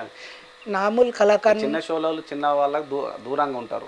దూరంగా ఏం లేను, వాళ్ళ షోలు కూడా చేస్తాను, కాకుండా కంటిన్యూగా చేయట్లేదు. కంటిన్యూగా చేయడం సాధ్యం కాదు. వాళ్ళలో ఇంపార్టెంట్ సాధ్యం కాదు. నా ఎక్విప్మెంట్ నాకున్న ఐటమ్స్తో ఆ షోలు చేయడం సాధ్యం కాదు. వాళ్ళ బడ్జెట్ తగ్గ ఆర్టిస్ట్ నేను పంపిస్తాను. అది చిన్న ఇప్పుడు తక్కువ పేమెంట్ ఉందనుకోండి, తక్కువ పేమెంట్ ఉన్నా కూడా నేను వాళ్ళ బడ్జెట్ తగ్గ అరేంజ్ ఆర్టిస్ట్ చేస్తారు. ఆల్టర్నేట్ నేను అరేంజ్ చేసి పంపిస్తాను. ఇప్పుడు ఇంతమంది కుటుంబం గురించి చెప్పారు, మరి మీరు ఎన్నో సాహసాలు చేస్తూ ఉంటారు. ఇది మరి ఏమైనా భయం అనిపేది, ఏమైనా జరిగితే ఏంది కుటుంబం పరిస్థితి అని ఎప్పుడు ఆలోచించలేదా మీరు? ఎందుకంటే ఏదైనా జరగవచ్చు, సరే అంత మంచిగా జరగాలనుకుంటాం, చెడును కూడా మనం కొంత బేర్ చేసుకోవాల్సి వస్తుంది కదా. చెడు అయితే ఏం జరగదు. నేను భూమిలో 24 గంటలు, 48 గంటలు, 52 గంటలు, తర్వాత 72 అవర్స్ చేశాను సజీవంగా సమాధి. ఎలాంటి ఫుడ్ లేకుండా, ఎలాంటి ఓపెన్ ఎయిర్తో సంబంధం లేకుండా ఒక 6 టైమ్స్ చేశాను సజీవ సమాధి. భయం అనిపించదా మీకు అలాంటివి చేసేటప్పుడు? ఏమనిపించలేదు. ప్రాక్టీస్ చేస్తాం కాబట్టి మన లోపల ఉంది. ఇక్కడ ఒక బిర్యానీ ఫుడ్ పెట్టింది, అది తినగలమా అంటే ఎంత ఈజీగా తినగలం అనే కాన్ఫిడెన్స్ ఉంటేనే కదా తినేది. టెక్నిక్ తోటి ఉంటారా ఏంది, నిజంగానే భూమిలో ఉంటారా ఆ ప్రదర్శన చేసేటప్పుడు? ప్రాక్టీస్ ఉంటుంది. భూమి పొరల్లో ఉండే గాలిని యూటిలైజ్ చేసుకునే శక్తి సామర్థ్యాలు మన లోపల ఉండాలి. తర్వాత ఓవరాల్గా మెంటల్గా కూడా ఫిట్గా ఉండాలి. స్వెట్టింగ్ని తట్టుకోగలగాలి, దాహాన్ని తట్టుకోగలగాలి, అన్నిటినీ తట్టుకునే శక్తి మన లోపల ఉండగలగాలి.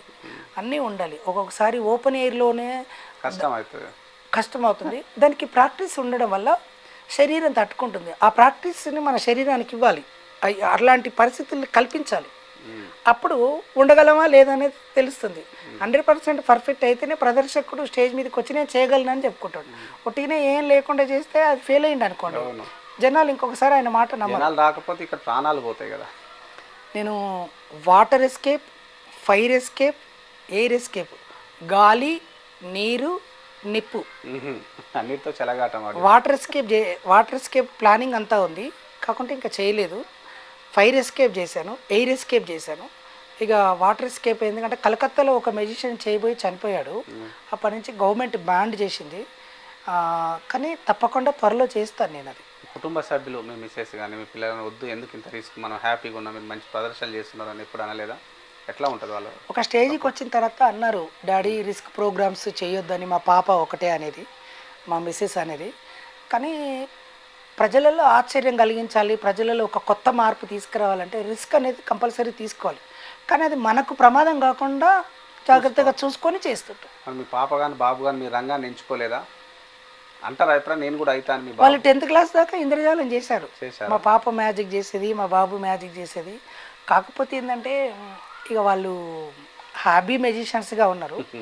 ఒక ఆర్ట్ ఫామ్ నేర్చుకొని పెట్టుకుంటే అది ఫ్యూచర్లో ఎప్పటికైనా ఉపయోగపడుతుంది. మీరు సజెస్ట్ చేయలేదా బాగానే ఉంటుంది రమ్మని? చేశాను, కానీ వాళ్ళ ఫీల్డ్ నా ఫీల్డ్కి డిఫరెంట్. మా పాప ఆర్ట్ ఫీల్డే, ఫ్యాషన్ డిజైనింగ్ ఈజ్ ఆర్ట్ ఫీల్డే, ఆర్కిటెక్చర్ కూడా ఆర్ట్ ఫీల్డే. కాకుండా ఆ ఫీల్డ్లో ఉన్నారు. ఎప్పుడన్నా సరదా షో వస్తే వెళ్తారు, చేయడానికి వెళ్తారు. ప్రొఫెషనలిజంగా తీసుకోమని నేను చెప్పలేదు. డాడీ మీద ప్రొఫెషనల్గా తీసుకోవాలనుకుంటున్నాం అంటే నేర్పించడానికి రెడీగా ఉన్నాము. కానీ వాళ్ళ దీంట్లో కూడా చాలా కాంపిటీషన్ ఉంది, చాలా హెవీ కాంపిటీషన్ ఉంది. ఆ హెవీ కాంపిటీషన్ని తట్టుకొని నిలబడగలిగి చాలామంది మెజిషియన్స్ వస్తున్నారా ఇంకా ఇప్పటికీ? వస్తున్నారు. ఎంబీఏ చేసిన వాళ్ళు, బీటెక్ చేసిన వాళ్ళు కూడా మ్యాజిషియన్ ఫీల్డ్లోకి వస్తున్నారు. ఒక కొత్త నేర్చుకున్న మెజిషియన్కి ఎంత ఇస్తారంటే రెగ్యులర్గా? ఒక షో చేసినావు అనుకోండి, మంచి షో చేస్తే 3000 ఇస్తారు కొత్త మెజిషియన్కి. మంచి షో చేస్తే ఒక 40 నిమిషాలకి. అబ్బో. గచ్చిబౌలి హైటెక్ సిటీలో దొరుకుతుంటాయి షోలు మరి ప్రతిరోజు? నాకు నెలకి 40 షోలు ఉంటాయి. నాకు అంటే రోజుకి 2-3 చేస్తారనమాట. ఉదయం సాయంత్రం ఉంటుంది. నాకు నిన్న ఉదయం సాయంత్రం, మళ్ళీ రేపు ఉదయం సాయంత్రం ఉంది బిహెచ్ఎల్ టౌన్షిప్లో, ఈరోజు సాయంత్రం ఉంది. అంటే మంచి ప్రదర్శన ఉండి ఆ ప్రోమో వీడియో వాళ్ళ దగ్గర ఉంటే వాళ్ళు కస్టమర్స్ చూపించేసుకొని ఈ మెజిషియన్ కావాలి అని పిలిస్తే తప్పకుండా మనం డిమాండ్ చేయొచ్చు. ఇప్పుడు ఇక్కడ ఈ షో ఇలా 5000 తీసుకుంటున్నాం మేము, అవుట్డోర్కి వెళ్తే 15000 ఇస్తారు. ట్రాన్స్పోర్టేషన్ అయితేనేమి, లెంత్ అయితేనేమి. ఇక్కడే సరదా చేసుకొని రావచ్చు. వైజాగ్ వెళ్తుంటాము, తిరుపతి వెళ్తుంటాము, నెల్లూరు, అనంతపూరు, అటు ఇక్కడ మహారాష్ట్ర, బాంబే వెళ్ళేసి ఇప్పుడు వస్తాను. ఇన్ని షోలు చేశారు, సక్సెస్ఫుల్ మెజిషియన్గా మారారు. మీ రామకృష్ణ అంటేనే ఒక బ్రాండ్ అంబాసిడర్ మెజిషియన్ అని చెప్పవచ్చు. మీకు అత్యంత సంతృప్తిని ఇచ్చిన ప్రదర్శన ఇది. ఇప్పుడు ఇన్ని చేశారు కదా, చెప్పమంటే ఒక 4 చెప్పమంటే ఏది చెప్తారు మీరు? Blind fold act. Blind fold is the best. నన్ను రామకృష్ణ అంటే ఒక మలుపు తిరిగింది, చాలా తృప్తినిచ్చింది. మినిస్టర్స్ని, ఎమ్మెల్యేస్ని, ఎంపీస్ని, ఎక్కడో లేని అభిమానుల్ని, ఎక్కడో నేపాల్లో ఉండే అభిమానులు మీరు రావాలి ఇక్కడికి వచ్చి ప్రోగ్రామ్ చేయాలనడం, ఎక్కడో ఛత్తీస్గఢ్లో ఉన్నవాళ్ళు, తర్వాత ఎక్కడెక్కడో అక్కడ అటు సైడు అరుణాచల్ ప్రదేశ్ వాళ్ళు కూడా నాకు ట్విట్స్ చేయడము, వాళ్ళు ఎవరు మన వాళ్ళమో తెలియదు, ఈయన ఒక రైడరు అన్నట్టు గ్రాండ్గా ఒళ్ళు గగ్గురు పొడిచి కళ్ళల్లో నీళ్ళు తిరగడం. బ్లైండ్ ఫోల్డే అంటారు మీకు. బ్లైండ్ ఫోల్డ్ నన్ను గుర్తింపు తెచ్చింది. నాకు ఇష్టమైన ఆర్ట్ ఫామ్ బ్లైండ్ ఫోల్డ్. తర్వాత నాకు ఇంకొక ఆర్ట్ ఫామ్ ఏంటంటే పిల్లలకు జ్ఞాపక శక్తి పెరగడానికి, పిల్లల లోపల కాన్ఫిడెన్స్ లెవెల్స్ పెంచడానికి నేను కొన్ని మోటివేషన్ క్లాసెస్ ఇస్తున్నా. ఆ క్లాసెస్లో మ్యాజిక్ ఐటమ్స్ ఇంక్లూడ్ చేసి ఒక షోలు చేస్తున్నాను నేను. అది గత 4 సంవత్సరాల నుంచి చేస్తున్నాను. ఆ షో కూడా చాలా పిల్లల లోపల కొంత మార్పు తీసుకొస్తే, మన శరీరంలో అన్ని నిర్మాణాల కన్నా మెదడు చాలా ప్రత్యేకమైన నిర్మాణం. శరీరం అంతా ఒక రకంగా నిర్మిస్తే దేవుడు ఏం చేసిండంటే ఒక బలమైన కంటైనర్లో ఒక నిధిలాగా ఏర్పాటు చేసిండు మెదడుని. దాన్ని వాడుకోగలిగే శక్తి సామర్థ్యాలు ఉంటే వాడు కలెక్టర్ అవుతాడు, ఇంజనీర్ అవుతాడు, ప్రెసిడెంట్ అవుతాడు, ప్రధానమంత్రి అవుతాడు. దాన్ని వాడుకోలేక దాన్ని అట్లాగే పెట్టేసి సమాజం మీద వైరం పెంచుకుంటే వాడు తీవ్రవాది అవుతాడు, తల్లిదండ్రులను చంపుతాడు, స్నేహితులను కోసి ముక్కలు చేస్తాడు, క్రూయల్గా మారుతాడు, సైకోగా మారుతాడు, దేశానికి ఒక ఆటం బాంబు లాగా తయారవుతాడు. కాబట్టి మెదడు అనేది చాలా శక్తివంతమైంది. మెదడుని ఎట్లా వాడుకోవాలి, మెదడుకుండే గొప్పతనం ఏంటి అని చెప్పేసి, చదివింది ఎట్లా మర్చిపోకుండా ఉండగలగాలి, పరీక్షలు ఎట్లా మంచిగా రాయాలి, జీవితంలో ఎట్లా సక్సెస్ కావాలనేది, గోల్ సెట్టింగ్, సక్సెస్ ఎట్లా చేరుకోవాలనేది మ్యాజిక్ని ఇంక్లూడ్ చేసి చేస్తున్నాను. బాగుంటుంది అది. ఇప్పటివరకు మీకు అనేక అవార్డులు వచ్చి ఉంటాయి, ప్రశంసలు కూడా వస్తుంటాయి. ది బెస్ట్ అంటే మీకు బాగా సంతృప్తి ఇచ్చిన మీకు అవార్డు కానీ, లేకపోతే ఫలానా వ్యక్తి నన్ను బాగా మెచ్చుకోవడం మంచిగా అనిపించింది అనేవాళ్ళు ఎవరైనా ఉన్నారా? మీ వెనకాలే ఉన్న బోసు గారు, విజయవాడ తను, ఆయన చాలా పుస్తకాలు రాశాడు. పద్మశ్రీకి రానున్న రోజులు పద్మశ్రీకి ఎంపికయ్యే క్యాండిడేట్ ఆయన. నేను కొత్తలో ఆయనది మాయా బజార్ అని మ్యాజిక్ షాప్ ఉండేది. నా దగ్గర కొనుక్కోవడానికి ఐటెం డబ్బులు లేకపోయినా కూడా నాకు వచ్చినప్పుడల్లా చిన్న కవర్లో 2-3 ఐటమ్స్ పెట్టి ఇచ్చేవాడు. ఇదే నా బ్లెస్సింగ్స్ అని. ఆయన బోస్ ఎస్బీఐ బ్యాంక్ మేనేజరు. ఆయన బెస్ట్ ప్రశంస అంటారు, బెస్ట్ ప్రశంస ఇచ్చారు. ఆయన నాకు ఒక కవిత కూడా రాశారు. గ్రేట్. ఏమని కవిత రాశారంటే, జయ హో రామకృష్ణ అని చెప్పేసి ఒక శ్రీశ్రీ లాగా కవిత రాశారు. అసలు ఈ కవిత రాసి ఈ కవిత నన్ను చాలా చాలా ఎంకరేజ్ చేసింది అనమాట. గుట్టలు, రాళ్ళు, లోయలు, వంపులు ఇవన్నీ లెక్క చేయలేదు రామకృష్ణ. ఇంట్లో పిల్లల్ని లెక్క చేయలేదు, ఎవరిని తనని తానే లెక్క చేయకుండా జాతీయ పతాకాన్ని రెపరెపలాడిస్తూ ఇండియా మొత్తం చేశాడు. ఈయన చాలా ఫేమస్ మెజిషియన్ ఒకప్పట్లో. పీసీ సర్కార్ గారు ఈయన కోసం, పీసీ సర్కార్ కోసం మేము వెళ్తే పీసీ సర్కార్ని ఆయనను వెతుక్కుంటూ రావడం. బోస్ గారు అనేది చాలా పెద్ద మెజిషియన్. ఇప్పుడు ఆయన 75 ఇయర్స్ ఉన్నారు. వెనకాలే ఆయన ఇచ్చిన మెమోట్. మ్యాజిక్ సినిమా రంగానికి చాలా అవినాభావ సంబంధం ఉంటుందని చెప్పి ఎంతోమంది మెజిషియన్స్ అక్కడ ఆ కళా రంగంలో బాగా సెట్ అయిన వాళ్ళు ఉన్నారు, మంచి పేరు ప్రఖ్యాతలు సంపాదించిన వాళ్ళు కూడా ఉన్నారు. మరి మీరు ఆ దిశగా ఆలోచన చేయలేదా? ఇప్పుడు మన తెలంగాణ నుంచి వేణుమాధవ్ లాంటి వాళ్ళు కూడా సక్సెస్ అయ్యారు. ఆయన కూడా మెజిషియన్ అనే విన్నాను. అవును, వేణుమాధవ్, సుడిగాలి సుధీర్, తర్వాత చంద్రముఖి చంద్రశేఖరు, వీళ్ళంతా ఇప్పుడు సినిమా ఫీల్డ్లోకి వెళ్తే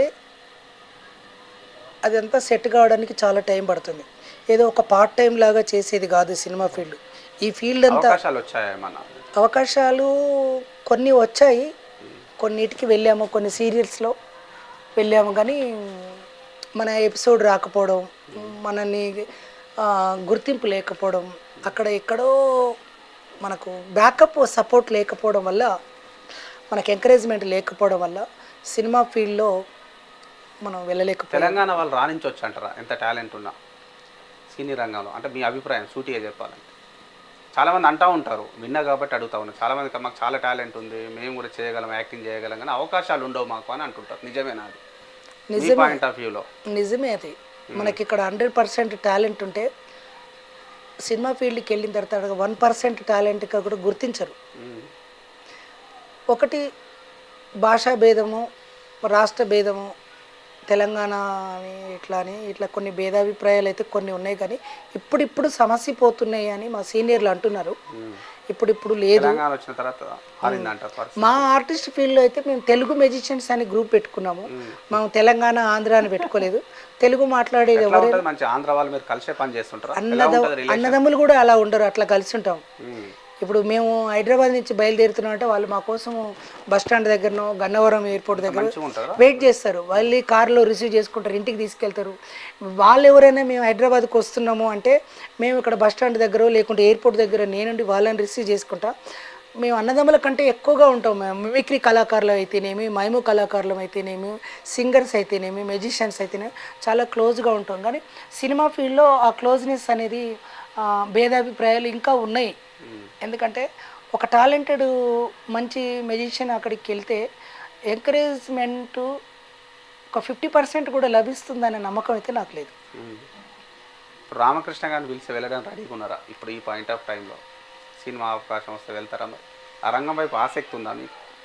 ఆ రంగం వైపు ఆసక్తి ఉంది, కానీ మ్యాజిక్ ద్వారా వెళ్తే ఇంకా మంచిది అని నా అభిప్రాయం. కొన్ని సినిమాలలో ఇప్పుడు కొన్ని సినిమాలలో రాజేంద్రుడు గజేంద్రుడు సినిమాలలో మా మెజిషియన్సే హెల్ప్ చేశారు. కొదమసింహం సినిమాలో చొక్కాపు వెంకటరమణ గారు సుధాకర్ చుట్టూ ప్లేయింగ్ కార్డ్ తిరగడం, ప్లేయింగ్ కార్డ్స్ అన్ని చేతులు చిరంజీవి గారి కావాయి. కొదమసింహం సినిమాలలో చేతులు మాత్రం వేరే మెజిషియన్వి. బ్రహ్మానందం గారు కూడా ఈ మధ్యలో ఒక సినిమాలో మ్యాజిక్ చేశారు. ఇట్లా అవన్నీ మేము మెజిషియన్లను కళాకారులను చేస్తాం, కానీ కళాకారుడికి అవకాశం అనేది వస్తే ఎవ్వరు కూడా వదులుకోరు. ఆ అవకాశాన్ని, ఈ ఆపర్చునిటీ ఇక్కడ ఉంది అంటే దానికి ఫుల్ఫిల్ ఎట్లా చేయాలనేది రాత్రి నిద్రపోకుండా ప్రాక్టీస్ చేస్తాం. ఆ వచ్చిన అవకాశాన్ని ఫుల్ఫిల్ ఎట్లా చేయాలనేది రాత్రి నిద్రపోకుండా నీళ్లు తాగకుండా చేయగలం. అవకాశాలు వస్తే దాన్ని చేజిక్కించుకోవాలని 100% ఉంటుంది. టీవీ ఛానల్ మీకు అవకాశం ఇచ్చి సిరీస్ చేయమంటే కొత్తగా వచ్చే వాళ్ళకు ఉపయోగపడేది కానీ విద్యార్థులను మోటివేషన్ చేసే ప్రదర్శనలు కానీ టీవీ ద్వారా చెప్పమంటే చెప్పడానికి మీరు సిద్ధంగా ఉన్నారు? 100% సిద్ధంగా ఉన్నాను. దాన్ని ఛార్జ్ చేస్తారా మరి? సేవా ఓరియంటెడ్గానా? ఏం లేదు, ఏదైనా పర్వాలేదు మీరు చేయడానికి అయితే చేయడానికి రెడీగా ఉన్నాను. సమాజంలో చైతన్యం తీసుకొచ్చే కార్యక్రమం ఎప్పటికీ కూడా నేను 2 రకాలుగా ఆలోచించాను. ఒక పక్క కమర్షియల్ షోలు చేసుకుంటూనే ఒక పక్కన గ్రామాలలో, విలేజెస్లలో, ఇంటీరియర్ ప్లేస్లలో, బస్సు రూట్ లేని ఏరియాలలో కూడా ప్రోగ్రాములు చేయాలని కొన్ని ఏరియాలు చేశాను. నేను బాణమతి మూఢనమ్మకాల ప్రోగ్రాములు ఒక 600 ప్రదర్శనలు ఇచ్చాను. టీవీ ద్వారా, ఈ మాధ్యమాల ద్వారా తొందరగా రీచ్ అవుతుంది. తప్పకుండా చేయడానికి నేను రెడీగా ఉన్నాను. కానీ మీడియా కూడా విలేజెస్కి వచ్చి అక్కడ లైవ్లో తీస్తే ఇంకా దాని రెస్పాన్స్ చాలా బాగుంటుంది. డైరెక్ట్ పబ్లిక్ని తీస్తూ ఊర్లలో ఏం చేస్తున్నాడు అనేది మనము ఒక థియేటర్లో కూర్చొని మనం చేసి ఆ షో చూస్తే ఒక 50% ఉంటుంది. కానీ డైరెక్ట్ లైవ్ మీడియా కూడా నాతో పాటు వచ్చి విలేజెస్లో ఏమేమి జరుగుతున్నాయి, విలేజెస్లో ఫీలింగ్స్ ఏమున్నాయి, రండి ఇంకా మూఢనమ్మకాలతో కొట్టుమిట్టులాడుతున్న విలేజెస్ చాలా ఉన్నాయి. నల్గొండ జిల్లాలోనే ఉన్నాయి, మన నల్గొండ జిల్లా, మన యాదాద్రి జిల్లాలోనే ఉన్నాయి. హైదరాబాద్కి 100 కిలోమీటర్ల దూరంలో ఉన్న గ్రామాలలోనే ఇంకా మూఢనమ్మకాలతోని కుటుంబాలు సర్వనాశనం అయిపోయిన గ్రామాలు ఎన్నో ఉన్నాయి. వాటికి గవర్నమెంట్ ఒక మంచి పథకం అందించి కళాకారులు వెళ్ళండి చెయ్యండి అని ఇప్పుడు విజ్ఞాన దర్శిని వాళ్ళు చేస్తున్నారు. కానీ ఇప్పుడు విజ్ఞాన దర్శిని వాళ్ళు అన్ని గ్రామాలలో చేయడానికి టైం సరిపోవట్లేదు. వాళ్ళకి కళాకారులు, ఖాళీగా ఉన్న కళాకారులు చాలామంది ఉన్నారు, ఇందులో మంచి నిష్ణాతులు ఉన్నారు. ఆ ఫీల్డ్ అంతా వదిలేసుకొని వేరే ఫీల్డ్, టైలరింగ్, బిజినెస్, మార్కెటింగ్ చేసుకుంటున్నారు. ఎందుకు అంటే అందులో చేస్తే డబ్బులు రావు, మా కుటుంబం నడవదు, మేము రెంట్ కట్టుకోలేము, మా పిల్లల ఫీజులు కట్టుకోలేము అనే భయంతో వదిలేస్తున్నాను. నేను ఒక స్టేజీ వరకు వచ్చాను కాబట్టి నేను నా స్వచ్ఛందంగా కొన్ని గ్రామాలు చేయగలను, కానీ అన్ని గ్రామాలు చేయాలంటే గవర్నమెంట్ గవర్నమెంట్ దృష్టి కూడా తీసుకెళ్దాం ఆర్జీ మీడియా ద్వారా. ఇది అందరికీ ఉపయోగపడే కార్యక్రమాలే. సో అందరం ఎంకరేజ్ చేయాల్సిన కార్యక్రమాలు కూడా చివరిగా ఇంకా ఏం చేయాలనుకుంటున్నారు? ఇప్పటికీ అన్ని సాధించుంటారు, అన్ని ఘనతలు సాధించారు. ఇంకా సాధించేది చాలా ఉంది. ఏజీ ఫ్యాక్టర్ అనేది కళాకారులకి లేదు.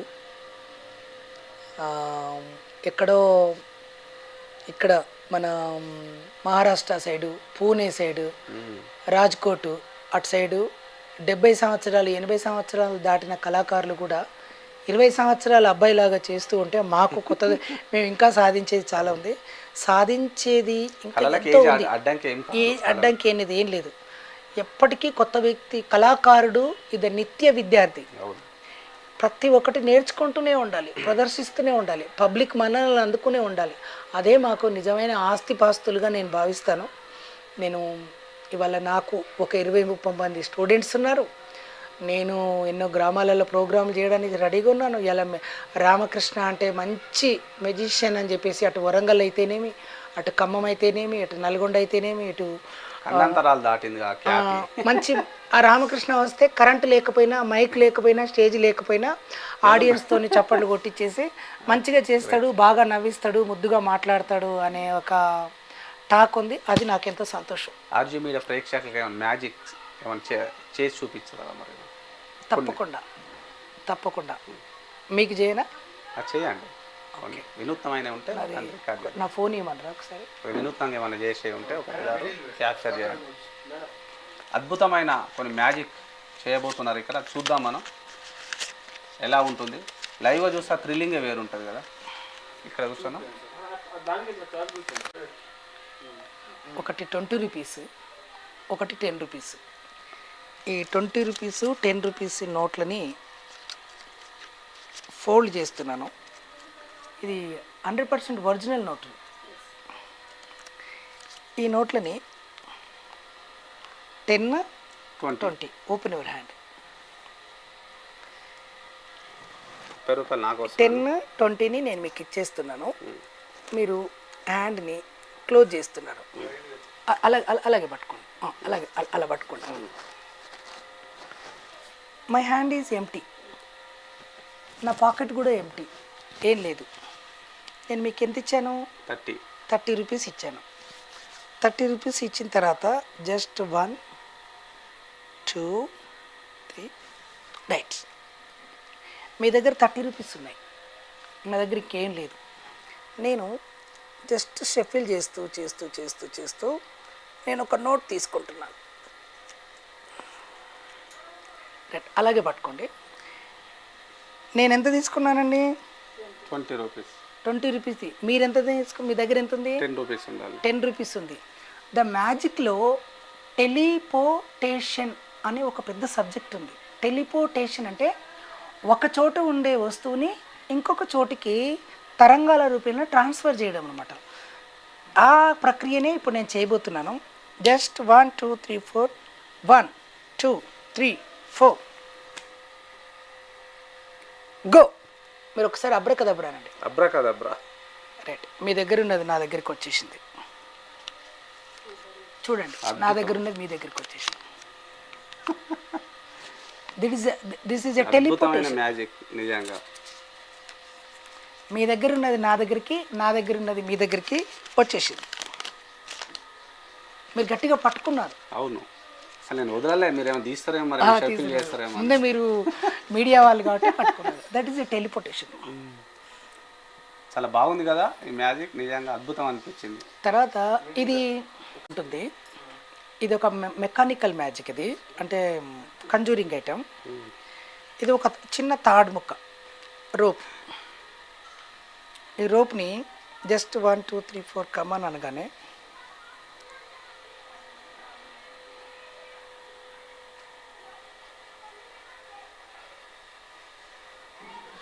అంటారు.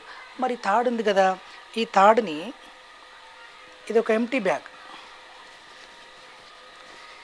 ఈ ఎంటీ బ్యాగ్లో ఈ తాడుని ఇందులో వేస్తున్నాను. తాడు ఏ కలర్లో ఉందండి? వైట్ కలర్ ఉంది. వైట్ కలర్ ఉంది. ఈ వైట్ కలర్లో ఉన్న తాడుని జస్ట్ కానీ ఇగో ఈ కలర్ అయిపోయింది. ఈ బ్యాగ్లో ఈ కలర్లో వేసి ఈ బ్యాగ్లో వేసాను కాబట్టి తాడంతా కూడా ఇదే కలర్ అయిపోయింది. మేడం, ఒకవేళ మీరు ఎవరైనా పింక్ కలర్ బ్యాగ్ ఇస్తే పింక్ అయిపోయేది. మొత్తం ఈ కలర్లో ఈ బ్యాగులు ఇందులో దాంట్లో వేసాను. లేదా తాడు? లేదు సార్, చూడండి అవును, లేదు, ఎంటీ. మొత్తం తీసి చూడండి, మొత్తం తీసి చూడండి. చూడను, ప్రేక్షకుల కోసం చూపిస్తున్నాను. దీంట్లో వేశారు, మరి ఆ కలర్ మారుతుంది, అద్భుతంగా ఉంది కదా. మరొక విన్యాసం అట్లా చాలా ఉంటాయి. ఇప్పుడు ఇంకొక వండర్ఫుల్ అయిన ఒక ట్రిక్ చేయబోతున్నాను. ఒకటి అన్న బ్యాగులో ఐటమ్ తెచ్చుకున్నా. తీసుకో కొంచెం ఒక 5-6 మంచివి రికార్డ్ అవుతుందిగా వాయిస్. ఇది ఒక తాడు. మామూలుగా అయితే మెజిషియన్స్ తాడుని కట్ చేసి మళ్ళీ ఒకటి చేస్తారు. కానీ నేను చెప్పే మోటివేషన్ ఏంటంటే, ఫస్ట్ అంటే నేను కొంత క్రియేటివిటీగా చేయాలన్న ప్రయత్నం అనమాట. మనిషి లైఫ్లో ఎవరి లైఫ్ అయినా కూడా ఇలా సాఫ్ట్గా ఉండదు. ఒక చాగంటి కోటేశ్వరరావు గారు చెప్పినట్టు, మనిషికట 100 ఏళ్ళ ఆయుష్, కావలసినంత డబ్బు, కావలసినంత ఆరోగ్యము ఇస్తే ఆయన దేవుడిని మొక్కడట. అవును, కావలసినంత ఆయుష్, కావలసినంత డబ్బు, కావలసినంత ఆరోగ్యం, ఐశ్వర్యం ఉందనుకో, ఇంకా దేవుడు ఏమవసరం. అవును, అయితే నేనే దేవుడు అని ఫీల్ అవుతారు కదా. ఈ అనంతమైన ఈ ప్రకృతికి, ఈ సృష్టికే రాత్రి అనేది కష్టం, పగలు అనేది సంతోషం అని చెప్పేసి పురాణాలలో ఉంది. మనిషి యొక్క లైఫ్ అనేది, ఎవరి లైఫ్ అనేది ఇలా సాఫ్ట్గా ఉండదు. అప్పుడప్పుడు చిన్న చిన్న సమస్యలు ఇలా వస్తుంటాయి. ఇలా చిన్న సమస్యలు మొడుల రూపంలో వస్తుంటాయి. వాటిని కొంతమంది పరిష్కరించుకోకుండా బాధపడతారు. బాధపడితే సమస్యలు పోతాయా? పోవు. సమస్యల మీద సమస్యలు ఇలా వస్తుంటాయి. ఇలా సమస్యలు వచ్చినప్పుడు ఇంకా జరుగుతుంటే, ఇంకా సమస్యల మీద సమస్యలు పెరగడం వల్ల ఏమవుతుంది, ఇక వాళ్ళ లోపల కాన్ఫిడెన్స్ లెవెల్స్ పోతాయి. అవి ఇంకా పరిష్కరించుకోకపోవడం వల్ల చిక్కు సమస్యలు వస్తుంటాయి. ఇక చిక్కు సమస్యలు రావడం వల్ల లైఫ్ ఏమనిపిస్తుంది అంటే, ఇక నేను బ్రతకుండడమే వేస్ట్, ఈ సమాజాన్ని వేస్ట్, వీళ్ళంతా వేస్ట్ అనే ఒక ఫీలింగ్ కలుగుతుంది వాడికి మెంటల్గా బాగలేకపోవడం వల్ల. కానీ నీ లోపల ప్రయత్నం అనేది, నువ్వు ప్రయత్నం చేస్తున్నావా, నీ లోపల తపన ఉందా, సమస్యల్ని తట్టుకోగలిగే శక్తి నీ లోపల ఉండి ప్రయత్నం చేస్తే నీ సమస్యలన్నీ కూడా పోతాయి. సూపర్. నువ్వు గట్టి ప్రయత్నం చేయాలి. సమస్యల్ని తిడుతూ, సమాజాన్ని తిడుతూ, వీడు నాకేం చేయలేదు, నువ్వేం నాకు హెల్ప్ చేయలేదు, నాకు హెల్ప్ చేస్తే నేను బాగుపడుతుంటే, నాకు ఎవరేం చేయలేదు. నో, నీ లోపల ప్రయత్నం అనేది ఉంటే ఉంటుంది. అది నేను చేసే మ్యాజిక్ని. ఇది పిల్లలకు నేర్పిస్తుంటాను, మీరు కూడా చెప్పండి అని. మరి తాడుని 2 దారాలు, డిప్రెషన్లో ఉన్న వారికి ఇది ఒక మంచి మెడిసిన్ అని కూడా చెప్పవచ్చు ఈ మ్యాజిక్. నీ లోపల ప్రయత్నము, తపన, చేరుకోవాలి, సక్సెస్ చేరుకోవాలన్న తపన ఉన్నోని ఎవ్వరూ ఆపలేదు. ఏ పరిస్థితులు ఏవి కూడా ఆటంకాలే కావు, అవి లెసన్స్ కింద భావించాలి. ఊరికి దారి లేకున్నా, కరెంట్ లేకున్నా కూడా ఇలా వీధి లైట్ల మధ్యలో ఉండి చదువుకొని ఐఏఎస్ ఐపీఎస్ అయిన వాళ్ళు ఉన్నారు. మరి ఎందుకు? నీకు అన్నీ ఉన్నాయి, దేవుడు అన్నీ ఇచ్చాడు, విద్యార్థులు అన్నీ ఇచ్చాడు, ఇలా మీడియా ఉంది, ఎన్నో ఉన్నాయి. వాటిని అదునుగా చేసుకొని మనం సక్సెస్ సాధించాలని నా ప్రయత్నం. దేన్ని కూడా మనం మైనస్గా తీసుకో, ఏదున్నా అది ప్లస్ అనుకొని ముందుకు వెళ్ళిపోవాలని నేను పిల్లలకు చెప్తుంటాను. పిల్లలకి ఇప్పుడు ఈ రోప్ని 2 దారాలు ఈక్వల్గా కట్ చేయాలి అని అనుకున్నట్టయితే, రోప్ని ఇక్కడ కట్ చేస్తే 2 దారాలు అవుతాయి. సార్ ఒక నిమిషం కట్ చేయండి. రైట్.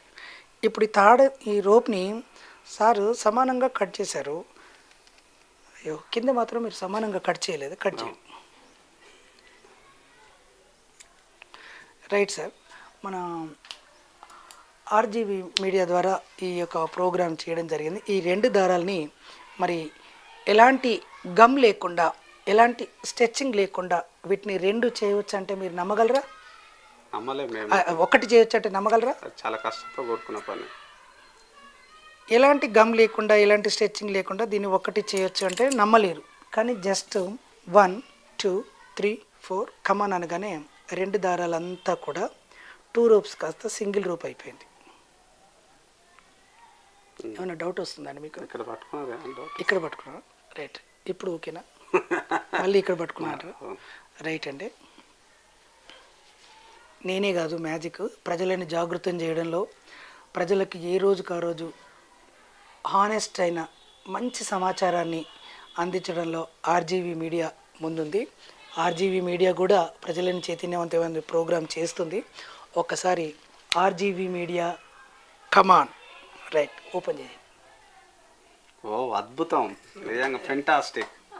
నమ్మలేక అసలు నా కళ్ళు నన్నే నమ్మట్లేదు నిజంగా చెప్పాలంటే. ఇంత మంచి మ్యూజిషియన్ దగ్గర ఇంత మంచి మ్యాజిక్ షో నేను ప్రత్యేకంగా అనుభవించడం I'm very graceful and I'm very glad to. నిజంగా చాలా ఎక్సలెంట్, చాలా బాగుంది. ఇప్పటి వరకు మనం ప్రముఖ ప్రముఖగా సూపర్ మ్యూజిషియన్ అనొచ్చు. నిజంగా తన బ్రెయిన్ కూడా సూపర్ ఫాస్ట్ ఉంది. ఒకవైపు కమర్షియల్ చేస్తూనే మరొక వైపు విద్యార్థులను సమాజాన్ని చైతన్యం చేయడానికి తన షోల ద్వారా తన ప్రదర్శనల ద్వారా ఆయన ప్రయత్నిస్తూనే ఉన్నారు ఎప్పటికప్పుడు. నిజంగా బ్లైండ్ ఫోల్డ్ అనే ఒక దాని దేశం మొత్తం కూడా చుట్టొచ్చారు, మనకు చెప్పారు. ఇలాంటివి ఇంకా ఎన్నో వినూత్నమైన కార్యక్రమాలు చేసి తనతో పాటు మన తెలంగాణకు ఇంకా మరింత పేరు ప్రఖ్యాత తీసుకురావాలని తీసుకువస్తారని అయితే మనం ఆశిద్దాం. ఆశాభావం ఉంది మనకైతే, నిజంగా కాన్ఫిడెన్స్ కూడా ఉంది. ధన్యవాదాలు రామకృష్ణ గారు, మీ విలువైన సమయాన్ని ఆర్జీవీ మీడియా కేటాయించి ఇంత అద్భుతంగా మాతో మీ విషయాలను షేర్ చేసుకున్నందుకు. Thank you. రాఘవేందర్ గారు నాకు చిన్నప్పటి నుంచి మిత్రులు. వాళ్ళు మా ఇంటికి ఎప్పుడో ఫ్యామిలీతో రమ్మని నేను ఆహ్వానించాను, కానీ రాలేదు. ఇలా ఈ రకంగానైనా మా ఇంటికి రావడం నాకు చాలా సంతోషం. మరి ఇలా ఆర్జీవీ మీడియా పెట్టడం, జనాలని జనజాగృతం చేయడం, ఎందుకంటే ఎవరు కూడా ఇంత క్షుణ్ణంగా ఇంత స్వచ్ఛందంగా రావాలనుకోవడం నాకు చాలా సంతోషకరంగా ఉంది. ఇలా మా ఇంటికి వచ్చి నన్ను ఇంటర్వ్యూ చేయడం, మన ఆర్జీవీ మీడియా ద్వారా ఇలా మన ఇంటికి రావడం అయితేనేమి, నా మిత్రుడైతేనేమి, నేను ఏ కార్యక్రమాలు చేసినా ఏది చేసినా నాకు ఆర్జీవీ మీడియా ఉంది అని నాకు ఈరోజు ఒక కాన్ఫిడెంట్ కలిగింది. దీని ద్వారా యాదాద్రి జిల్లాలో ఒక కొత్త రికార్డు, నిజంగా ఏ మీడియా కూడా సృష్టించని రికార్డుని సృష్టించాలి అని చెప్పేసి నేను ఒక పథకం వేస్తున్నాను. ఆ పథకం ద్వారా పబ్లిక్లో నరాల్లో పబ్లిక్లో ఇంకా వేల మంది కస్టమర్స్, మాకు సబ్స్క్రైబర్స్ రావాలి. నిజంగా ఒక పెద్ద స్టూడియోనే యాదాద్రి జిల్లాలో ఉండాలి. హైదరాబాదుకు అన్ని మీడియాలకు పోటీగా ఇలా మన ఆర్జీవీ మీడియా ఉండాలి అన్నట్టు, దానికోసం నేను పబ్లిక్ ఓరియంటెడ్ ప్రోగ్రామ్స్ అయితేనేమి, అవేర్నెస్ ప్రోగ్రామ్స్ అయితేనేమి, పిల్లలకైతేనేమి, పెద్దలకైతేనేమి, ఇలా జన సమస్యలు ఏమున్నా ఆర్ట్ పరంగా ఏదైతే చేయగలమో నేను రాఘవేందర్ గారితో మాట్లాడి ఇవి సమంజసమైనవి రామకృష్ణ గారు అని తను అంటే కథం నేను గ్రీన్ సిగ్నల్ది చేసేసుకొని కలిసికట్టుగా ఈ ప్రోగ్రామ్స్ చేద్దామని నా కోరిక. మరి తప్పకుండా పనిచేద్దాం. ఇకపై ఆర్జీవీ మీడియాలో నేను ఇప్పుడు చెప్తున్నాను, మా మామయ్య నేను ముద్దుగా పిలుచుకుంటాను. చిన్నప్పటి నుంచి నాకు చాలా ఇష్టమైన మ్యూజిషియన్. తనతో మనం కలిసి పనిచేద్దాం. మన వంతుగా ప్రజలను, విద్యార్థులను, సమాజంలో పట్టిన పీడలను తొలగించేందుకు తనతో కలిసి మనం కూడా ఖచ్చితంగా ముందడుగు వేస్తాం. దానికి వెనుకపోయే ప్రసక్తే లేదు. ఇప్పుడు ఆర్జీవీ మీడియా ప్రేక్షకులకు అయితే ఈ హామీ నేను కూడా ఇస్తున్నాను, ఒక ఆర్జీవీ మీడియా చైర్మన్గా. ఇంకొక చిన్న కోరిక, మన ఆర్జీవీ మీడియా ద్వారా గవర్నమెంట్ అధికారులు సక్రమంగా పనిచేసి పొలిటికల్లో గెలిచిన పొలిటికల్ లీడర్సు ఏదైతే ప్రజలకు వాగ్దానాలు ఇచ్చి గెలిచిర్రో వాళ్ళు 100% చేయకపోయినా ఒక 50% చేస్తే, మన అధికారులు 50% చేయగలిగితే నిజంగా ఇవాళ మన దేశం ఇంకెంతో ముందుండేది.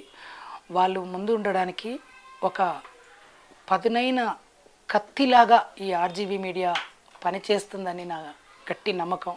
ఎందుకంటే మేము ఎవరికి పార్టీ పరంగా మేము కొమ్ములు కాసే వాళ్ళం కాదు. అందరినీ తప్పుదారిలో పోతుంటే వక్రమైన మార్గాలలో పోకుండా చిన్న చురుక వేసి చిన్న హెచ్చరిక చేయాలన్న సంకల్పమే మా ఆర్జీవీ మీడియా. ఎందుకంటే ఎవరు కూడా తప్పుదారిలో పోవడం వల్ల ప్రజలు ఎలా తప్పుదారిలో పోతారు కాబట్టి అన్నీ బాగుంటేనే వ్యవస్థ బాగుంటుంది. వ్యవస్థ చక్కగా నడవడానికి మా ఆర్జీవీ మీడియా పనిచేస్తుంది. ఎందుకంటే గతంలో వచ్చిన వీడియోలను బట్టి, రాఘవేందర్ గారు చేసిన వీడియోలను బట్టి నేను చాలా అభినందించడం జరిగింది. మా ఆర్జీవీ మీడియా ఎప్పటికప్పుడు ఎవరినైనా ఎంత పెద్ద గొప్పవారైనా తప్పు చేస్తే మాత్రం హెచ్చరిస్తుంది అని నేను నమ్ముతున్నాను. నిజం, అదే పంతాలో ముందుకు సాగుతాను. మీకు కూడా హామీ ఇస్తున్నాను సార్. Thank you.